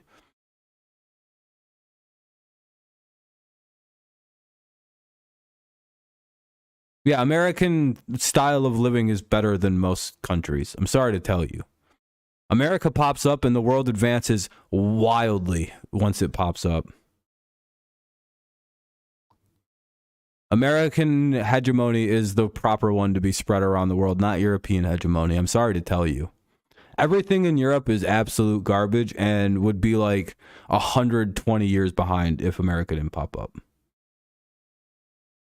No, they should just be kind of fucking similar and have a similar thought process to the West. What are you doing? What do you think that the Russian way of living is superior to the United States, the American and European way of living? Really? Really? If you believe that, go live in Russia. Oh, that's right. You don't want to go live in Russia because you do think America is way better than that. What are you doing? Yeah, and guess what? Ukraine wants to join the American style of living. It's almost like most countries see America and see the way that America does things and goes, yeah, that's probably a lot better than fucking living in the cold. If you want to do that, go ahead. Russia would love expats. They love expats in Russia. Go live there. If you don't think America's way of should be the way that people should live around the world, then go live in Russia. They live opposite of us. They're shit people. They had no business invading Ukraine. At least fucking we've had wars with Iraq for what, like since like the 90s? Afghanistan fucking was harboring a group that attacked us.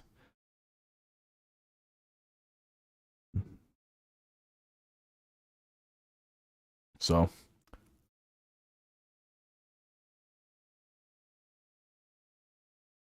however you want to consider that.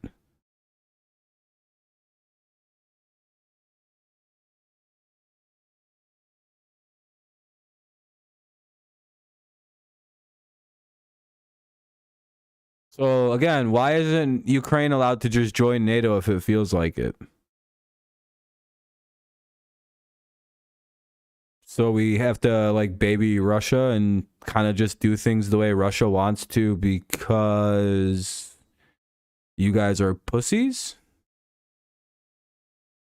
Like, please tell me. Like, I don't understand why you guys are so afraid of Russia, especially after what the fuck you just seen them do to Ukraine. Nothing.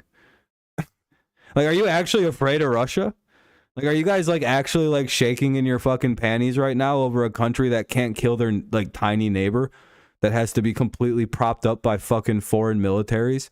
Like, do you understand like your fear right now is pathetic?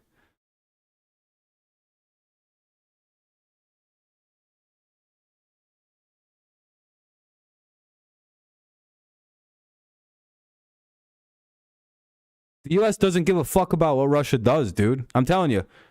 If Russia's just selling gas and leaving people alone, nobody would give a fuck what Russia would does.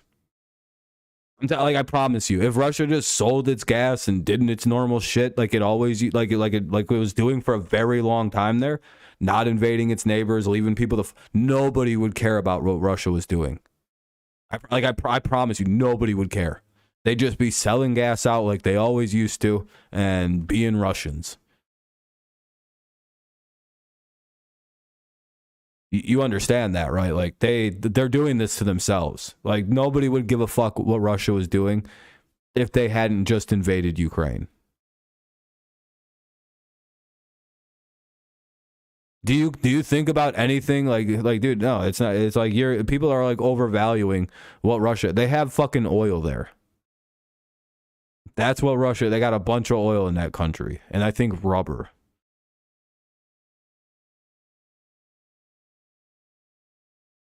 Like that's Russia is oil country. Cool, so do we. We have like stronger nuclear weapons than they do. Cool. And I bet you a vast majority of those weapons don't work. Like, I promise you, like, all that Soviet era garbage that they have barely worked then, and I bet you it barely works now. I almost guarantee, like, they've already used their big shit. Or they made 2 of them. Do you know how fucking expensive it is to make one of those bombs?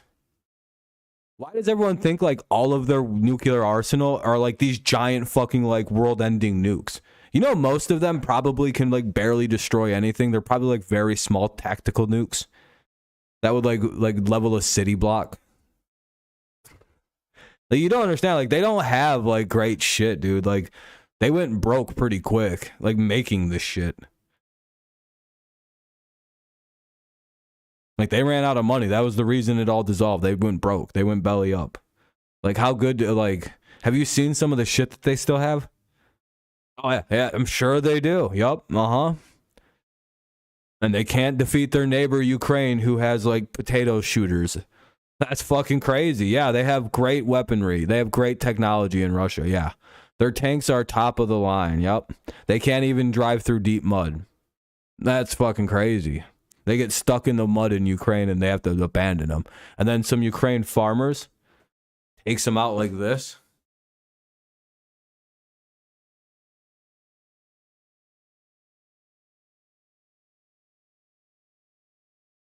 Yeah, I'm sure he doesn't.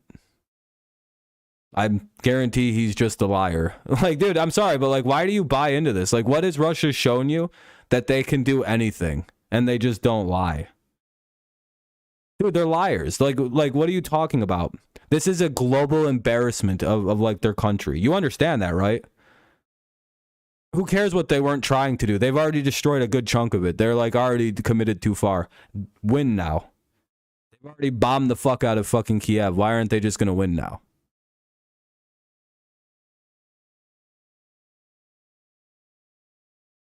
Long enough now. I read a lot faster than people.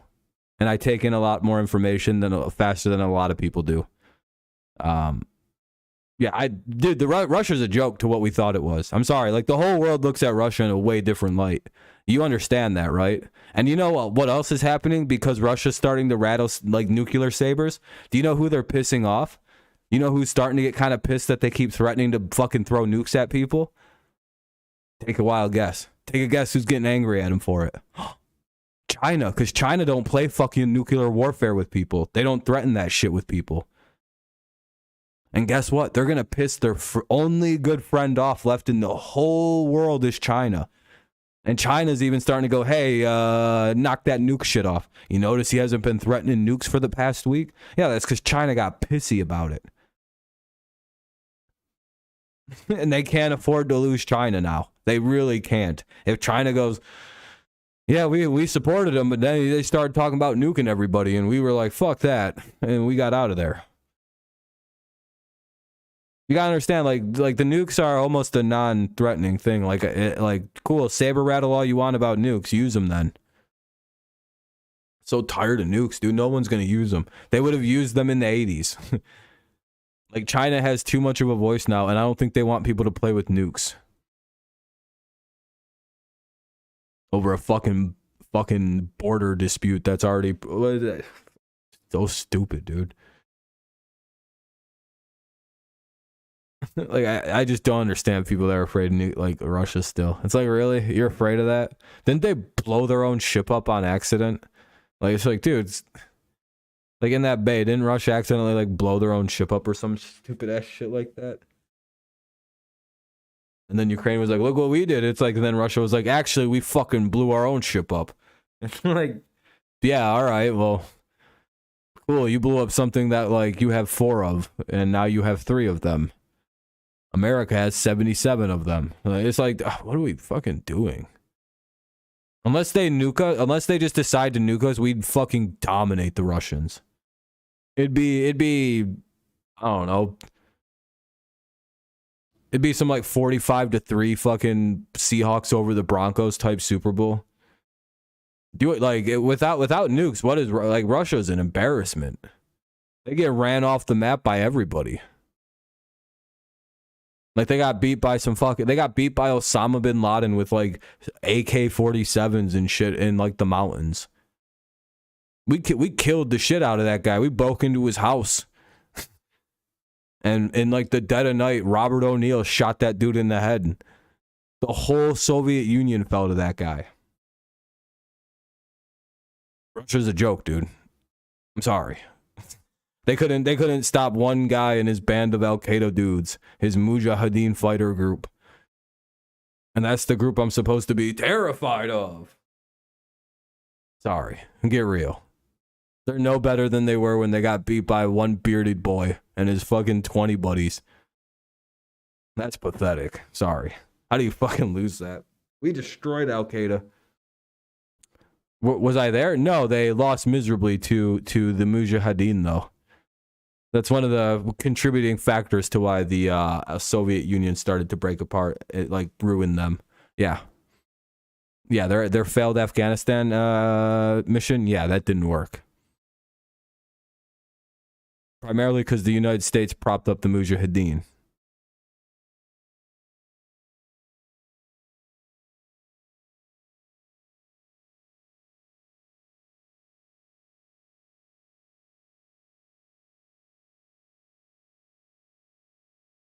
Yeah, it's much better than Russia funding Bashar al-Assad, who's gassing and killing his own citizens. That's crazy. Yeah, Russia's hands are so clean in Syria, right? Because, you know, Russia's done nothing but good things in Syria.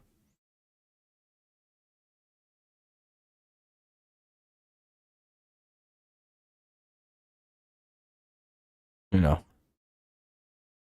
Russia's an innocent baby in Syria. Yeah, that's the point. The United States was literally like the closest it's ever been. And then like once we left there, Taliban was like, you know, we're going to take this shit right back over. And we went, yeah, we're going to leave though. And then we dipped. And they went, all right, we're back in charge. And by the way, you mean Bashar al-Assad invited them, and then they joined up to kill everybody who wanted to go against Bashar al-Assad. Yeah, every country has. Yeah, that's yeah. America, unironically, has a shit list shorter than every single country almost on the planet, though. We haven't existed for the thousands of years that everyone else has. So, yeah, America's allowed to make a few mistakes. Like, most of these countries have damn near been a part of a genocide. Like, when America did its genocide, we were literally British property. Like,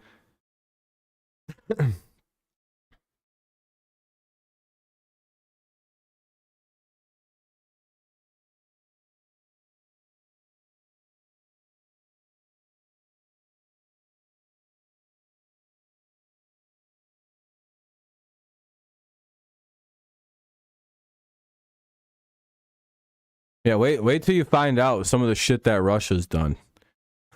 The country that you're dick sucking for some reason. You know how much bad shit Russia's done in its history? You know how many people they just decided to kill in the name of the great, like their fucking great leap forward, basically?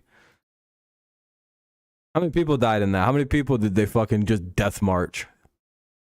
From like 1950 to 1970. Oh yeah, let's pretend like that whole communist thing just wasn't one of the worst stains of fucking human history. More people died under fucking Stalin than Hitler could have ever had an erection over. But hey, you know, I guess that's just, we just kind of go, tee-hee, that's not that big a deal. It's not, right? And then Mao, who was inspired directly by Russian bullshit, killed another 50 million people, 90 million people. America don't got that on its blood, by the way. America don't got shit like that on it. So all I have to say is I can literally look to one moment in Russian history and be like, yeah, America doesn't even come close.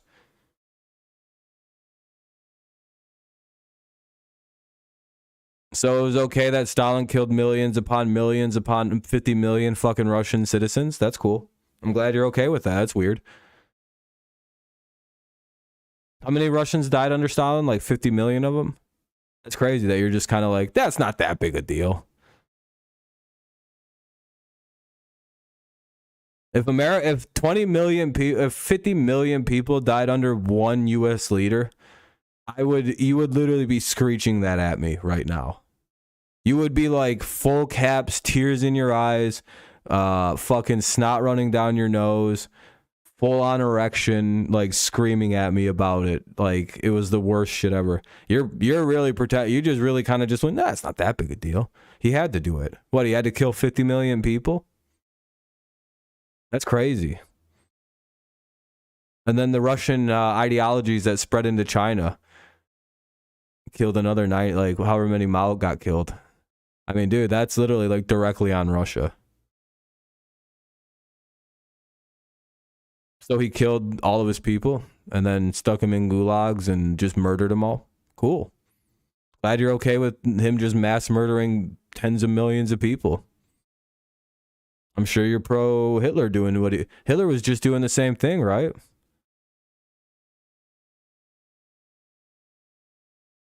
I'm not British. I don't give a fuck. Yeah, the British are. Yeah, you're telling me? I know about the British sins. We could talk about the British too.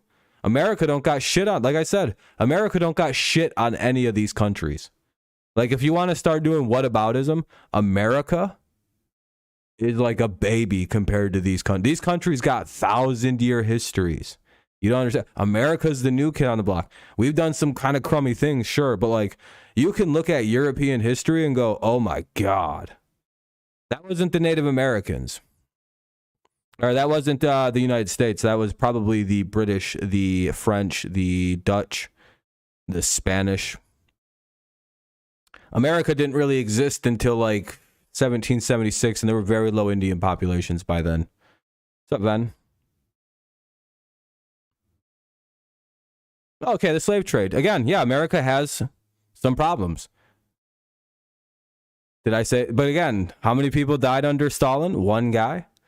If you're talking about in the entire slave trade, yeah, 15 million is pretty bad over 100 plus years. But like, Stalin killed 50 million people in what? 10 years? Maybe that long? 5 years? Those guys like literally weren't like Americans. Those are like British people. They weren't like Americans, dude. You're being very, I'm going to be very, very specific about this. Until America was formed post-revolution, there is no equivalency to what other people did. The Spanish killed 99% of the goddamn natives. So, not the United States of America, sorry. False. Good luck on this one. You're not going to win this versus me. I literally know history way too well. I know who killed the goddamn it was the Spanish. Sorry, the Spanish like brag about this shit.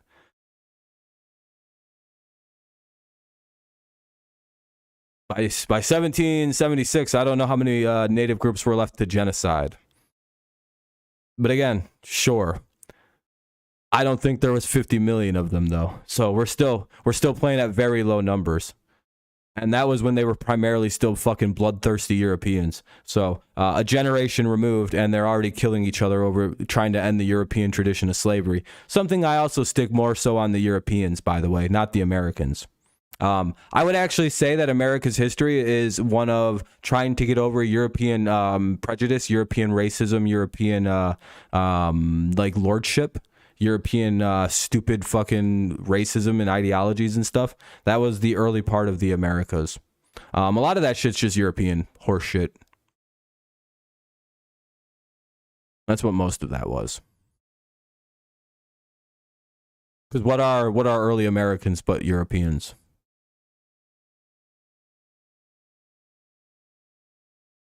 Again, did they kill 50 million of them like over less than a 5 to 10 year period?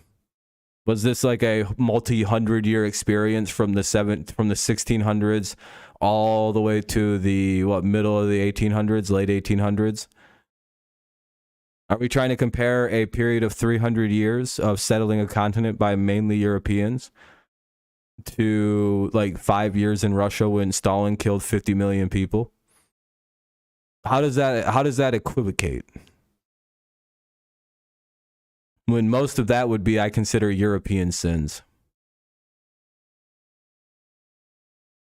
I'm just curious, like why are you whatabouting me with the Indians when that like still doesn't compare? You're comparing a 300-year, no, wait, more than that, 400 years if you go back to the 1400s when they found the Americas. So 400-year history. where I don't even know if 50 million people died.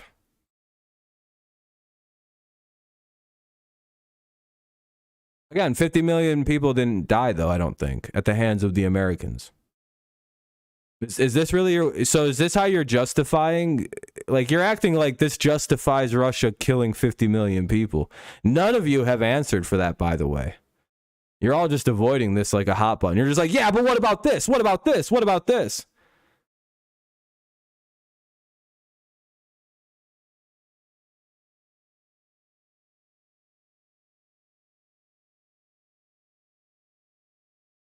How come you guys won't say what Russia did is bad? I can say what America's done is bad. As I've said, America's done some bad things, but it pales in comparison to what Russia's done and the 1,000-year histories of these shitty-ass European countries. Why are you guys whataboutising me? Am I wrong?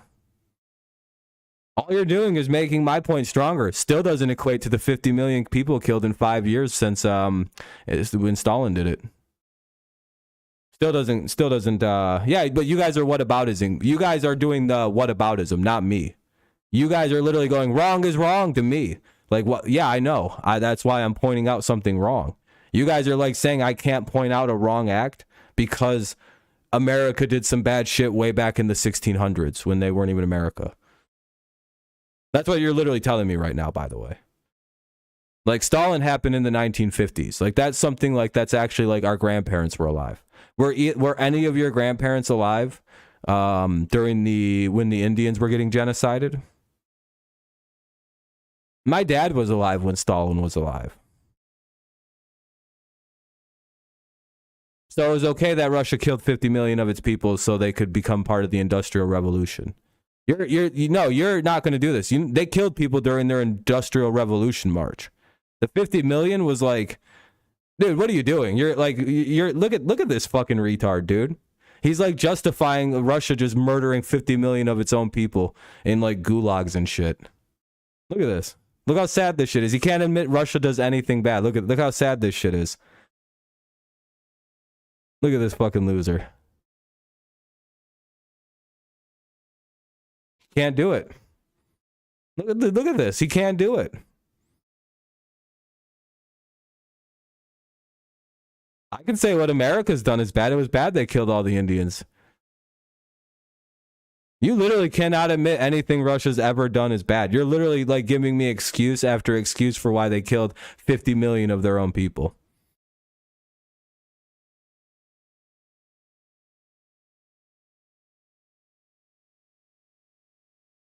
Like, you're like going, yeah, but it was because of this, because of this, because of this.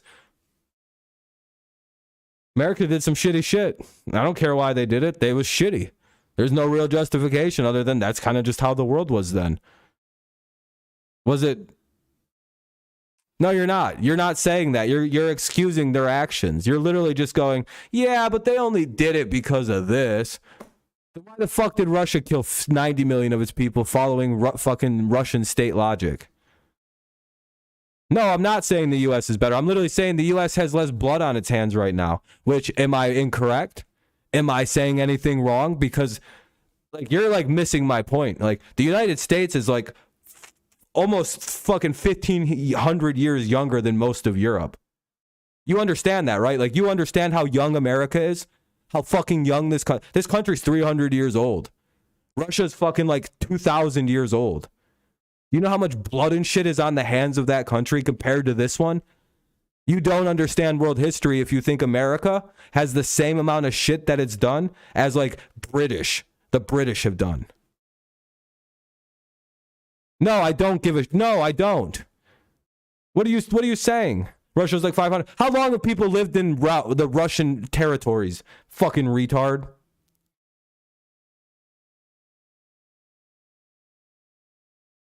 Europe did all the shit. Like, all of early America is Europe. Like, the first 100 years of America is like old European dynasties running the country. You understand? Like, you guys don't understand history. Like, you don't understand, like, what is, like, holy shit. Like, you know, like, the British supported Europe, like, the Confederacy, right? Like, very hard, like, very aggressively, right? Like, the U.S. Confederacy was supported by the British.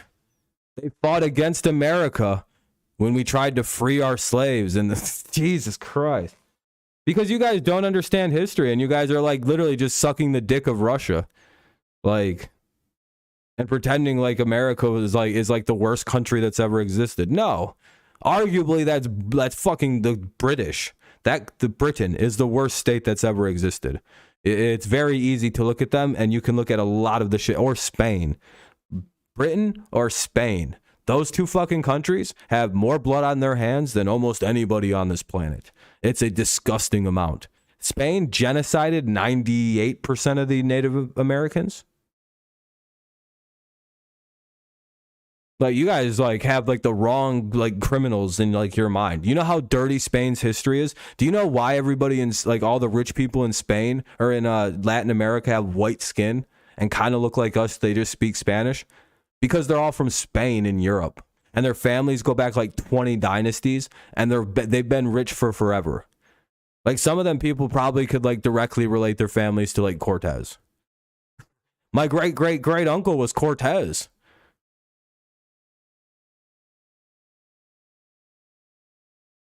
Like, you guys literally don't, like, you guys are sitting here fucking saying America's worse than Spain, and it's like, you guys don't even know Spanish history. That's hilarious. Go read about Spain. Go read about how fucking vile they were. Do you know the only reason you don't learn about Spain is because of the Anglo, like, again, you don't learn much about Spain because they try to, like, teach you more about England's history in America because that's kind of their enemy is Spain. But, like, boy, once you learn about Spain, holy shit. If the Armada wasn't defeated in a goddamn rainstorm, they ran the world. That's why so much of the planet speaks Spanish. It's like a shocking amount of the planet speaks Spanish or some version of their language. No, Cheeto is. Cheeto can't admit that. Like, he thinks America's like has the worst history of any country ever.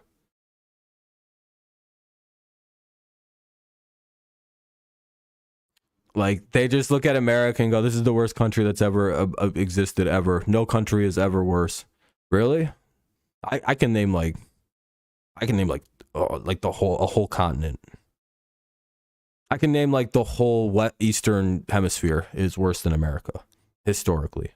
There isn't a single country on the eastern part of the world that has a nastier history, that has a cleaner history than we do. Nobody, not a single one. Not literally not a single one. Like, literally, unless the country was just founded and no one's ever lived there, yeah, no. No, dude. Every 10 years, dude, if you go look at European history, like, if you just go look upon European history for thousands of years of European history, do you know all it is a giant war? Every fucking 50 years, all there is a giant war. Look it up. If you don't believe me, we've gone over this on stream. All Europe is war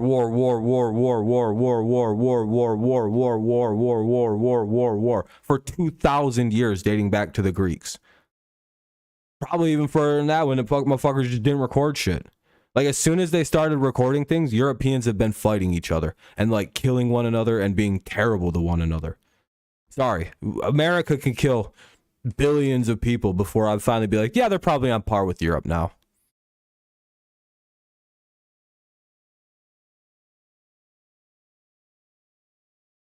No, we don't. We have a better system than them. We actually fought against the Europeans to end slavery in the Americas. Actually, in the United States. We fought against the British to end slavery in this country, actually. Sorry to tell you. Actually, the United States didn't like want slavery. That was the Europeans and the European dynasties that wanted to keep it alive in England to keep it alive in the Americas to make money. Yeah. That wasn't the Americas. Yeah, but they kept it going, and yeah, but you know who was the biggest supporter of the Confederacy? One of the biggest foreign adversary, like buddies of the Confederates, the United Kingdom. Weird, huh? You know the British were the biggest supporters of the Confederates? Oh, fun fact, huh? You didn't know that shit, did you? You know why they didn't? You know why they ended it over there but wanted to keep it alive in the Americas? Because they all owned the fucking farms. Dude, what are you like? What are you doing? Like, why are you defending Europe like this? You know, it's a shit continent, right? Like, all they did was bad shit. They enslaved the Africans and brought them to America, and then made them work on their farms, and then they killed all the Indians, and then they went down to the Indian continent and killed all those Indians too. Like, dude, what are you doing? Like, you're sucking the dick of the wrong people. You're like, no, those guys weren't as bad, even though they've killed billions upon billions of people and enslaved half the planet. The fuck are you talking about? The UK were the kings of colonialism, but America is the worst.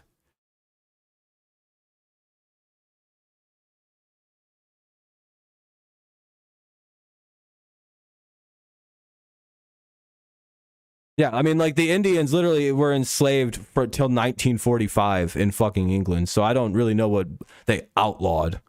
Go ask Indians if they were slaves until like the 1950s in fucking England. They'd say yes.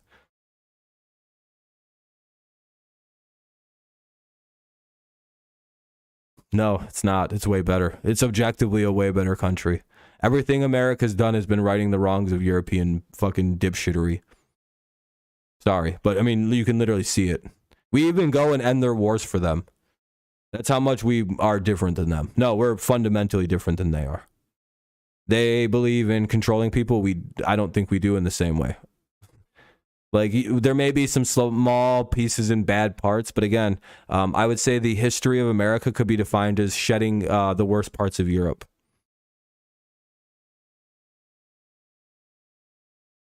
Yeah, easily. Without nukes, yeah, it would be it'd be a 3-game sweep.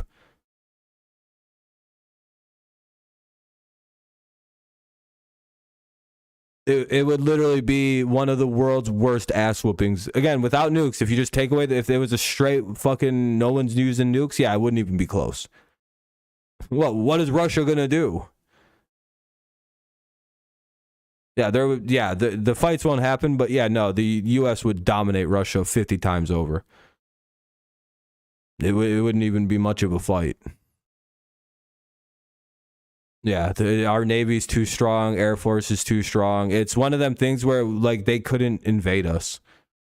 Like, it's just like we'd win.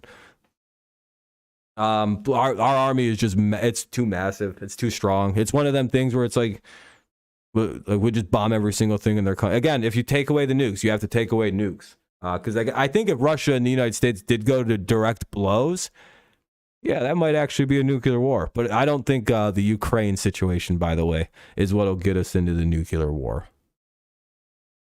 Because again, if Russia nukes Ukraine, they're gonna nuke themselves because the fucking fallout's gonna hit them. Like, I think they live downwind of Ukraine, so they can't actually do that. So like that's why I don't understand why everyone's like they're gonna nuke Ukraine. I don't think they can. I don't think they can actually, guys. I genuinely think if they do that, they might fucking cause problems that might actually fuck Russia up a little bit, and they don't want to do that to themselves. They might. They're crazy. Russia's got some wackos. Again, no country's hands are clean. I just think that the Europeans' hands are way dirtier. Now, in 1,000 years, that might not be the case. Europe's definitely gotten their shit together in the last, I don't know, 30 years. They're getting better over there. They're not as fucking crazy once they get rid of this dipshit in Russia. And calm down. That's just the eastern part. The eastern part of Europe's always going to be kind of wilding out. So I don't know, whatever. But for the most part, Europe's kind of got their shit together right now, which is nice to see. So yeah, we'll see how the future plays. But for right now, that's my main point, is that the America's hands are much cleaner than the other people's right now. For now. Again, America's we're quickly rising up the ranks. We're very good at war. It's the one thing we do way better. It's like, damn, dude, we're way too good at this. We were founded on a war, and I guess that we just win. I guess that's just how it's going to have to be. Like, look at Australia. They were founded kind of just for whatever. They just got given a country, and they don't seem as fucking violent as we are. Actually, I'll take that back. I keep forgetting, like, who our biggest war ally is. It's basically Australia, by the way. Australia never leaves the battle. I think they were with us until we just left Afghanistan, by the way. So if you know any Australians, just know they're probably our closest allies outside of the British, but they left before the Australians did. Don't know why Australia just goes with America. They're like, listen, mates, there's our fucking friends. I can't do Australian accents. They're like, yeah, it's very weirdly similar. I think even Australia is like the size of the continental United States. They're just like, we're basically the same. We hate everybody. We didn't get to go to war like everyone else did when they got to war. We were all in prison. That might be why America, they're like, we got to catch up, America. All right, America, you caught up. You just did 20 years of war. No one else has ever done a war like that. Are you guys needing stuff? Are you guys, no, we're good. What? Yeah, we're pretty much fine after. Actually, we could use another war to make some more money, to be honest with you. Our economy needs some war going on. Anybody want to fight? Didn't they just get out of 20 years of war and now they're kind of like, we could use another fight? What the fuck's going on? Yeah, well, Gurley said he was retiring and then he tweeted out this. Hold on. Like all that news broke, right? That's something I wanted to talk about too. It said he was retired. Like he said it, right? He said the words, I'm retiring, if I'm not mistaken. And then like he was just like, and then he says this. Like, what's fake news, Todd? You literally said the words.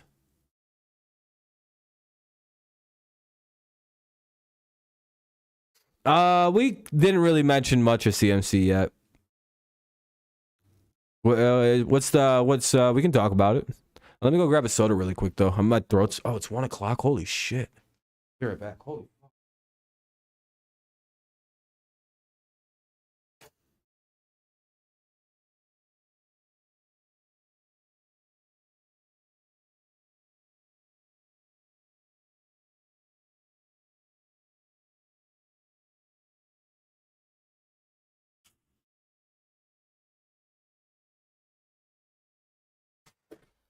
I'm gonna get killed by some Russian one day. I'm just gonna be like walking down the street and some guy's gonna be like, this is for Vladimir. And I'm gonna be like, oh shit. I'm gonna just die. I'm just kidding, Russians. I think you guys are super cool. I was just trolling, playing devil's advocate. You guys will crush whoever it is you're trying to crush. Whatever, pro-Russian stuff.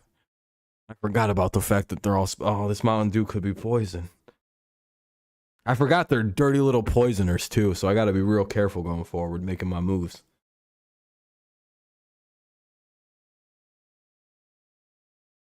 Yeah, McCaffrey's going to be a problem as a 49er. That's the greatest running back to play in a fucking Shanahan system since Terrell Davis back in the 90s. Yeah, I'm very happy he wasn't traded to the goddamn Bills where I thought he'd be traded to. And the Fort, like, it seems like, okay, who else is shocked about his contract? Yeah, I heard about that. He might be going, I'm guessing he's going to the Packers Steelers Nation. Apparently the Packers are willing to overpay for him because of, like, they know they're in bad receiver shape.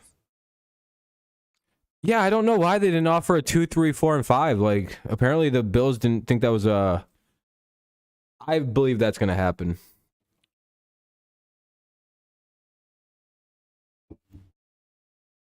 Yeah, but not under a Shanahan. That's kind of the basis of my joke.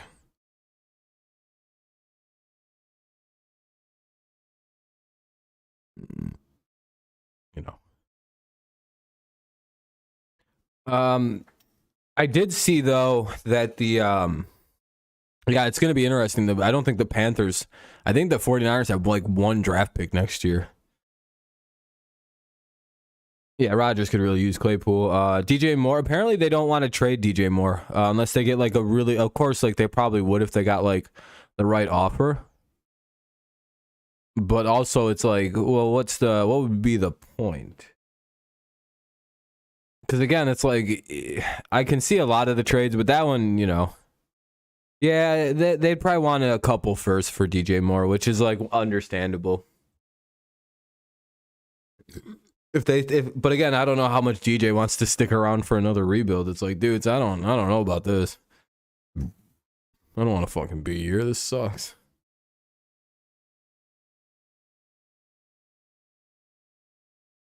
But then again, he's only on contract for what, like next year? And then he's out. Oh, no, he signed a contract extension. What an idiot. I don't think it affects Debo at all. I mean, some touches will get taken from Debo, sure. But also, I think this is the best case scenario for the long-term health of Christian McCaffrey. Because now he's not going to have to get like 50 touches a game just to help his offense. Now he can get like 20 and be extremely dangerous when he gets the football every single time he's on the field. Because now it's like, oh, great. Now it's Debo and McCaffrey.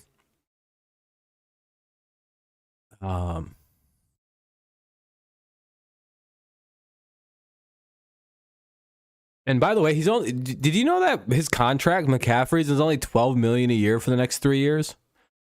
So it's only $36 million over the next 3 years. Am I the only one who's stunned by how low that is? For like the second or third best running back in the NFL, when healthy. I just don't see that as that big of a contract. Like everyone was like, he's got this bad contract, and then I seen it and I went, dog, I'd have given up a first for that. What the fuck? 12 million? Okay. I'll just get rid of another player. From Jimmy to C-Mac. Yeah, it's gonna be a problem. I know Nick Bosa is super stoked about this because he said this.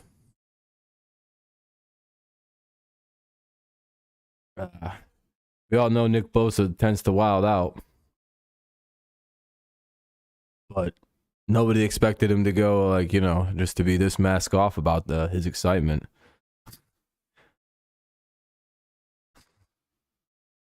Dude, there is no player. I feel so bad for Nick Bosa sometimes because it's just like the easiest dunk ever. It's like, oh, white guy traded to the Niners. Black guy traded to the Niners. Oh, same joke. About to dunk on this. Oh, 100%. I mean, it worked. I mean, the Niners clearly just want to win one Super Bowl. Yeah, I don't know either. It's like, man, that's you guys. I mean, they could still win the division. They'll probably lose this weekend, but then they'll probably go on a torrid win streak after this. They're supposed to get a bunch of their guys healthy back after this week. Yeah. Bills, Niners? Maybe. Damn, dude, I just realized it's 107 by me. I didn't even realize how much time had passed because I got into that fucking yelling match with like for no reason. I've been live for 2 hours and 45 minutes. I'll stay live for like another 10, but I'm kind of getting tired. Trey Lance, Debo, Kittle, CMC. Yeah, that's a nasty offense. Yeah, I'm going to stay live for a little while longer, like I said. So we're all good on that.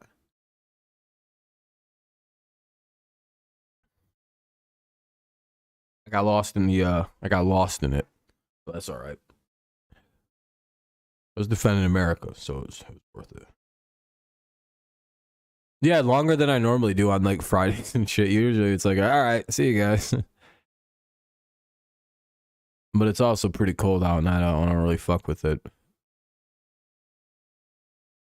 Yeah, 115 views too, not bad. Not bad. I'll take that. 16 likes. Pretty solid little VOD. Entertaining VOD too. Again, tomorrow night will be the fun one, where we do our preview stream, where it's basically just a bunch of shit posting and laughing about games that I'll probably get wrong. Yeah, the power rankings will be fun. I'll have fun doing that week to week and deciding who goes up and who goes down. It'll be nice to see where the Patriots wind up and how things look different from the first one I did. And yeah. Yeah, I have power rankings video I made. Along with my picks video, I also do. I'm gonna do power ranking video. Just do 2 of them now. Be like, hey, now you get 2 uploads a week. Don't know why I haven't done that. It seems like that's like a normal, like that could be an easy 1-2 punch for videos during the weekend. It's like, yeah, I don't know why you haven't done that either, idiot. So I'll just start doing that every week as well. Oh, that's easy to make. I don't have to do.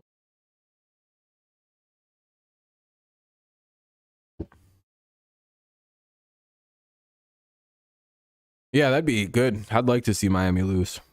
That'll put us into back into 3rd place. Be nice. Then we would beat the Jets back in a 2nd, and so on and so forward. Got a feeling we're splitting with the Jets. I don't know, though. We'll see. Jets offense kind of sucks ass.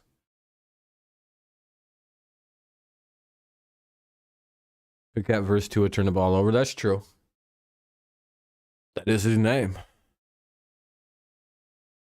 I also think Tua should be banned from the league for flashing gang signs that one game. Like, that was highly inappropriate. I'll show you what I mean. Like, this was on a nationally televised game. He did this. Hold on. Look at this. Like, we don't need to know what set you're repping, dude. It's inappropriate. There's kids watching. Like, seriously? Like, my little nephew was throwing up the same signs.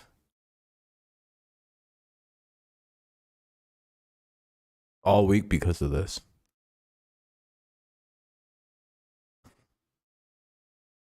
Yeah, that fencing response is really sad. By the way, I'm only doing this now because I found out that was the only concussion he had. And since he said the first one was a back injury, I don't feel bad making fun of one concussion.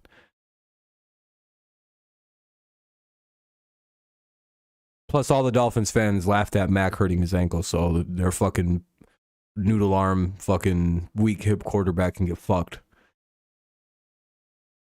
I lose all sympathy for teams and their injured players when I catch them mocking injuries. Like when I found out Dallas was making fun of the Cowboys fans or the Commanders fans because they were because of Chase Young. They were making fun of Chase Young because he was recovering a little slower from his ACL injury. And it's like, is this really the same fan base that threw a fucking temper tantrum and screeched at Eagles fans when they laughed at Dak Prescott getting hurt? Because Dak Prescott got an ankle ouchie and his fucking foot was dangling like a fucking bag of fucking oranges or something. I don't know. That was hilarious though. Like if you said one bad thing about the Cowboys during that injury, it was like the end of the world. But yet, like, Cowboys fans are mocking Chase Young for having an ACL tear. Oh, okay, that's cool. I guess I get it. You remember that shit? How fucking sensitive, stupid ass Cowboys fans were. That's why I think you should be able to mock Cowboys players and fans when their players get hurt. Because they do it consistently. They did it to Carson Wentz. They did it to Chase Young. And they demand that if their players get a little ouchie wowie on their ankle and their foot dangles there like an impotent dick, then they deserve to be patted and coddled and, you know, made sure that they feel good, you know. And that everyone should know how bad the other team is for saying one negative thing about.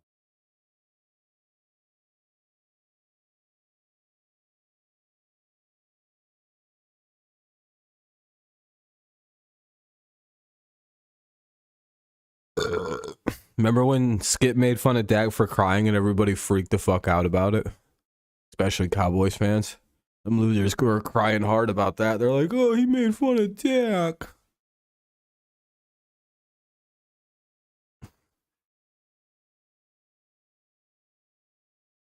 I hate Cowboys fans. They're the worst. But all right, I think I'm going to end it there. And that's a good natural spot to end on. Plus, there's only like 3 people watching. I think that's because everyone's going to bed and it's 1:20. All right, guys. Thank you so much for tuning in tonight. I appreciate it. Sorry that got really derailed and kind of weird, but these aren't like strict football streams on Friday nights. So a lot of good fun stuff to listen to back in the VOD if you want to listen to that, or you can just, not listen in the future. It's fine. These are the VODs with the most replayability, though. These ones that are kind of like longer and kind of like more hangouty. Eventually, I should probably have people on, but I don't know. I always feel kind of weird about that. But all right, thank you guys for listening. Have a good rest of your night, morning, day, whenever you listen to this. Go Lions, go Tigers, and go Patriots. See you tomorrow for the Week 7